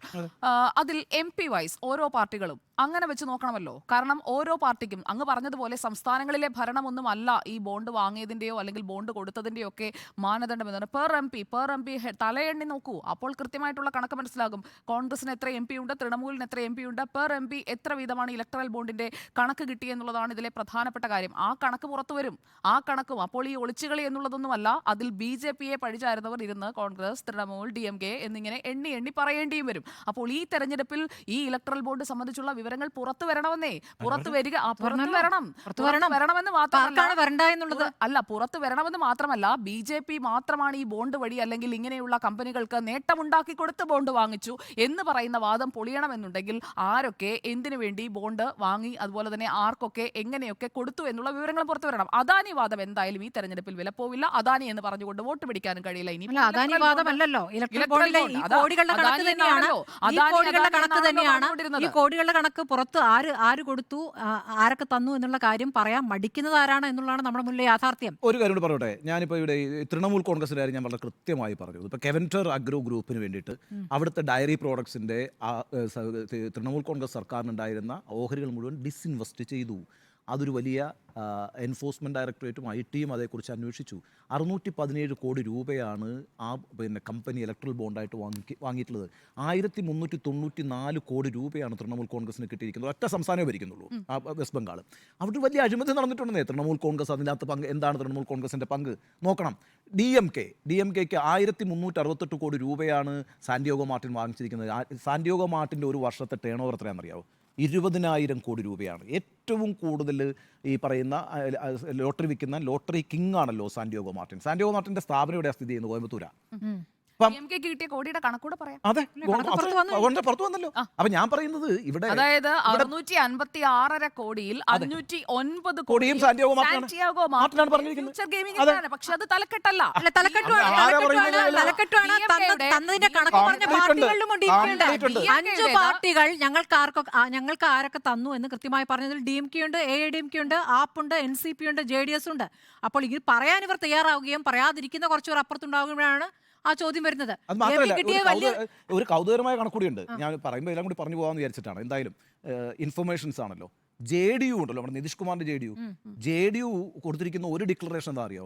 ആരോ ഒരാൾ പാർട്ടി ഓഫീസിൽ കൊണ്ടുവന്ന് 10 കോടി രൂപയുടെ ബോണ്ട് കവറിനകത്തിട്ട് കൊടുത്തു. ആരോ ഒരാൾ 10 കോടി രൂപയുടെ ഒരു ബോണ്ട് കൊണ്ടുവന്ന് കവറിനകത്തിട്ട് അജ്ഞാതൻ ഈ പാർട്ടി ഓഫീസിൽ കൊണ്ട് കൊടുത്തെന്നാണ് JDU നിതീഷ് കുമാറിൻ്റെ പാർട്ടി ഇലക്ഷൻ കമ്മീഷനോട് പറഞ്ഞിരിക്കുന്നത്. അപ്പോൾ നോക്കട്ടെ, ഇപ്പം നമ്മൾ പറയുന്ന കണക്ക് നമ്മളിതിനകത്ത് ഏതെങ്കിലും ഒരു പാർട്ടിയെ ഇങ്ങനെ പ്രതിക്കൂട്ടി നിർത്തുകയല്ല. ഇവിടെ പൈസ ഇലക്ട്രൽ ബോണ്ട് വഴി പല പാർട്ടികൾ പല രീതിയിൽ സമാഹരിച്ചിട്ടുണ്ട്. ആ സമാഹരിച്ച പണമെല്ലാം വന്നിരിക്കുന്നത് ഏതെങ്കിലും തരത്തിൽ കേന്ദ്ര ഏജൻസികളുടെയോ സംസ്ഥാന ഏജൻസികളുടെയോ അന്വേഷണം നേരിട്ടവരാണ്. അതിനുശേഷം അവർക്കൊക്കെ അതിൻ്റെ ഗുണങ്ങളും കിട്ടിയിട്ടുണ്ട്. അപ്പോൾ ആ ഡീറ്റെയിൽസ് ഒക്കെ വരട്ടെ, ജനങ്ങൾക്ക് ഈ ഇൻഫർമേഷനൊക്കെ മനസ്സിലാവട്ടെ. അതിനനുസരിച്ച് അവരൊരു തീരുമാനമെടുത്ത് അവരുടെ ഏറ്റവും നല്ല വോട്ടവകാശം ഏറ്റവും നല്ല രീതിയിൽ ഉപയോഗിക്കട്ടെ. അതിനവരെ എക്വിപ്പ് ചെയ്യുക എന്നുള്ളതാണ് അക്കാര്യത്തിൽ സുപ്രീം കോടതി എടുത്തിരിക്കുന്ന നിലപാടെന്ന് പറഞ്ഞാൽ അങ്ങേയറ്റം ശ്ലാഘനീയമാണെന്ന്. കാരണം ഒരു ലോകത്ത് മാതൃകയായിട്ടുണ്ട്. ഒറ്റ കാര്യം ചോദിച്ചോട്ടെ മാഡം സാർ, അതായത് ഈ സാന്റിയാഗോ മാർട്ടിൻ അപ്പോൾ ED റെയ്ഡ് നടത്തുമ്പോൾ എന്തിനായിരിക്കും DMK-ക്ക് കൊണ്ടുപോയി 509 കോടി കൊടുത്തത്? DMK-ക്ക് മാത്രമല്ലല്ലോ, 1368 കോടിയാണ്. അല്ലല്ല, 1368 കോടി.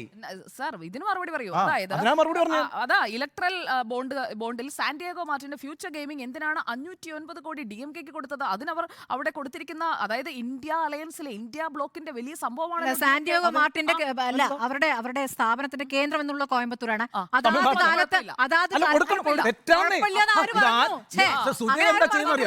പറഞ്ഞുകൊണ്ടിരിക്കുന്നത്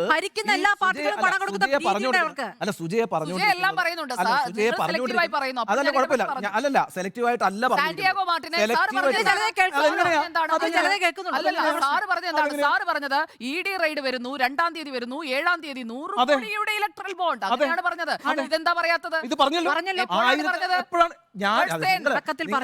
നിങ്ങൾ കേൾക്കുന്നില്ല. മാത്രമല്ല, അല്ല നമ്മള് ഒരു വാദം എന്ന് പറയുന്നത് ഹൈലൈറ്റ് ചെയ്യാൻ താല്പര്യമില്ല. സത്യസന്ധമായി തന്നെ ഈ കണക്ക് സത്യസന്ധമല്ലേ? ഈ വീഡിയോയുടെ തുടക്കം കേട്ടാൽ ഞാൻ പറഞ്ഞ കാര്യത്തിൽ തുടക്കം കേട്ടാൽ ഞാൻ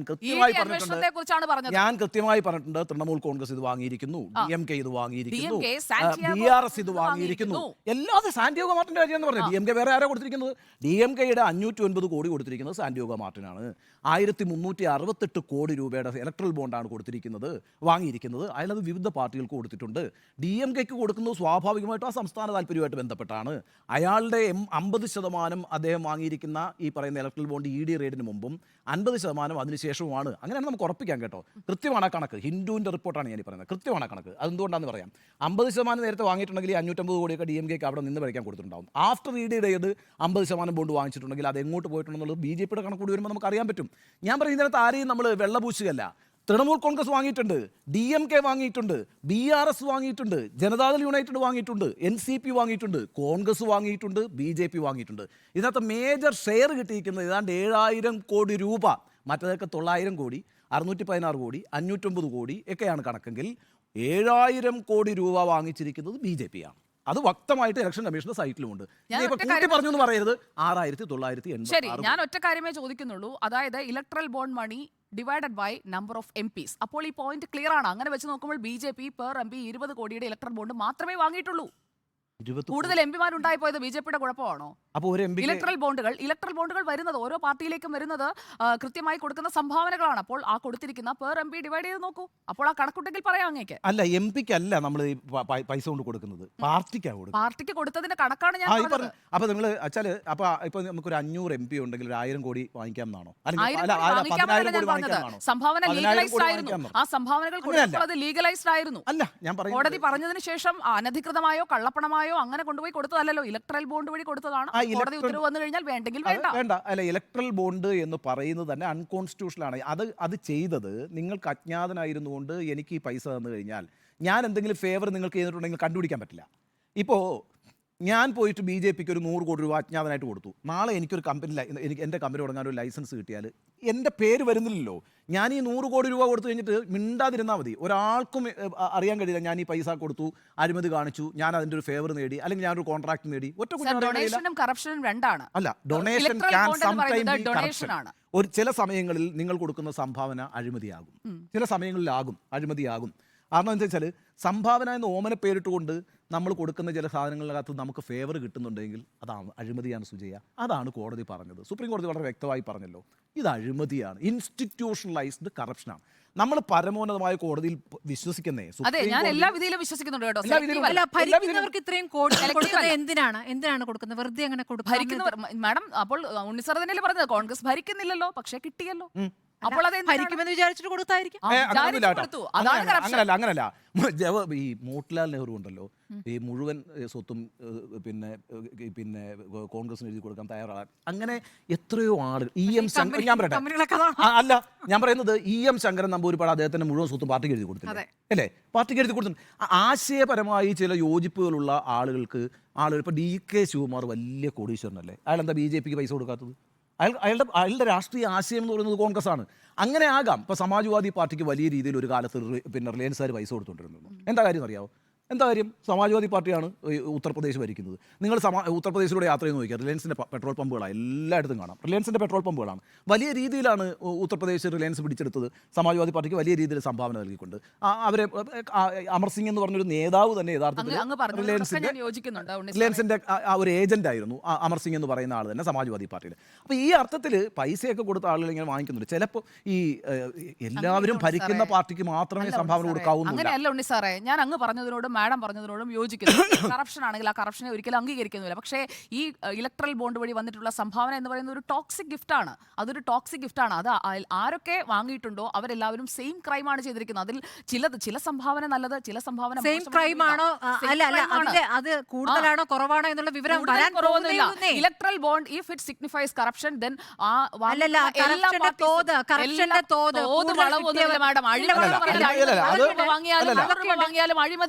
അല്ല, അഴിമതിയല്ല.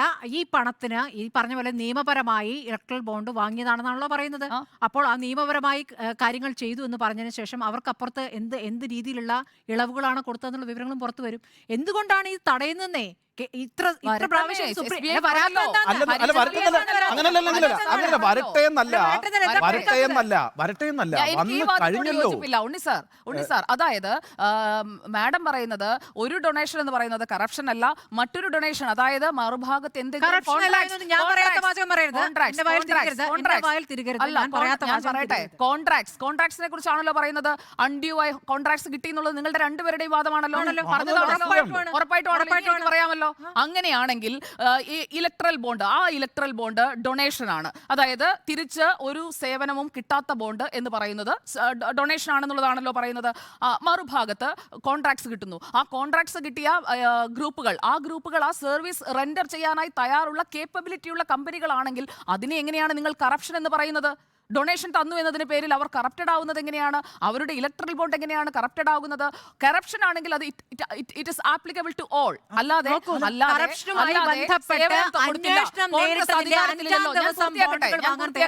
ഞാൻ പൂർത്തിയാക്കട്ടെ. അങ്ങനെയാണെങ്കിൽ ഇതേ സാന്റിയാഗോ മാർട്ടിൻ അതിൽ കൂടുതൽ തുക കൊടുത്തിരിക്കുന്നത് DMK-ക്കാണ് മാഡം. ഞാൻ പറഞ്ഞു പൂർത്തിയാക്കട്ടെ. അതായത് ഇലക്ട്രൽ ബോണ്ട് വഴി അഴിമതി നടന്നിട്ടുണ്ടെങ്കിൽ അത് എല്ലാവരും ചെയ്തിട്ടുള്ളതാണ്. അതിൽ BJP, കോൺഗ്രസ്, DMK, തൃണമൂൽ ആ വ്യത്യാസം ഇല്ല. ഉണ്ട്. ഭരിക്കുന്നവർ ആണെങ്കിൽ അത് ഇൻസ്റ്റിറ്റ്യൂഷണൽ കറപ്ഷൻ അങ്ങനെയല്ലേ സാർ പറഞ്ഞു? കോടതിയുടെ കണ്ടെത്തൽ അങ്ങനെയാണെങ്കിൽ അത് എല്ലാവരും ചെയ്തിട്ടുണ്ട്. നോക്കൂ, ഇതിനകത്ത് ഇപ്പം ഞാൻ പറഞ്ഞല്ലോ, തൃണമൂൽ കോൺഗ്രസ് അധികാരത്തിലിരിക്കുന്ന വെസ്റ്റ് ബംഗാളിൽ വലിയൊരു അഴിമതി തന്നെയാണ് നടന്നിരിക്കുന്നത്.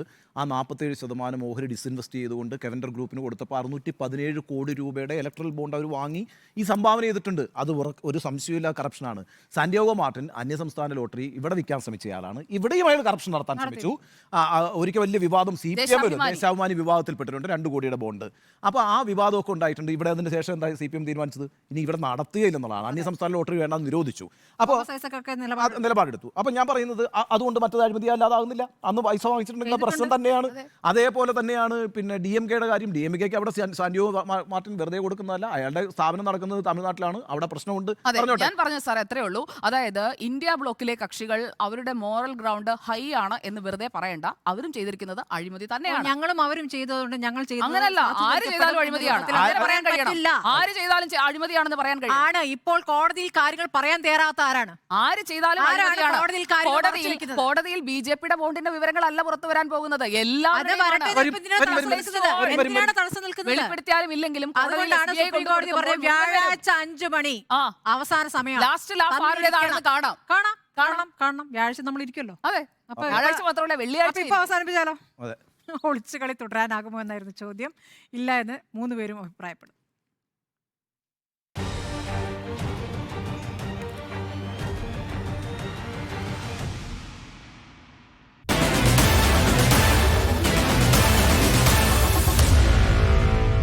Meet the editors.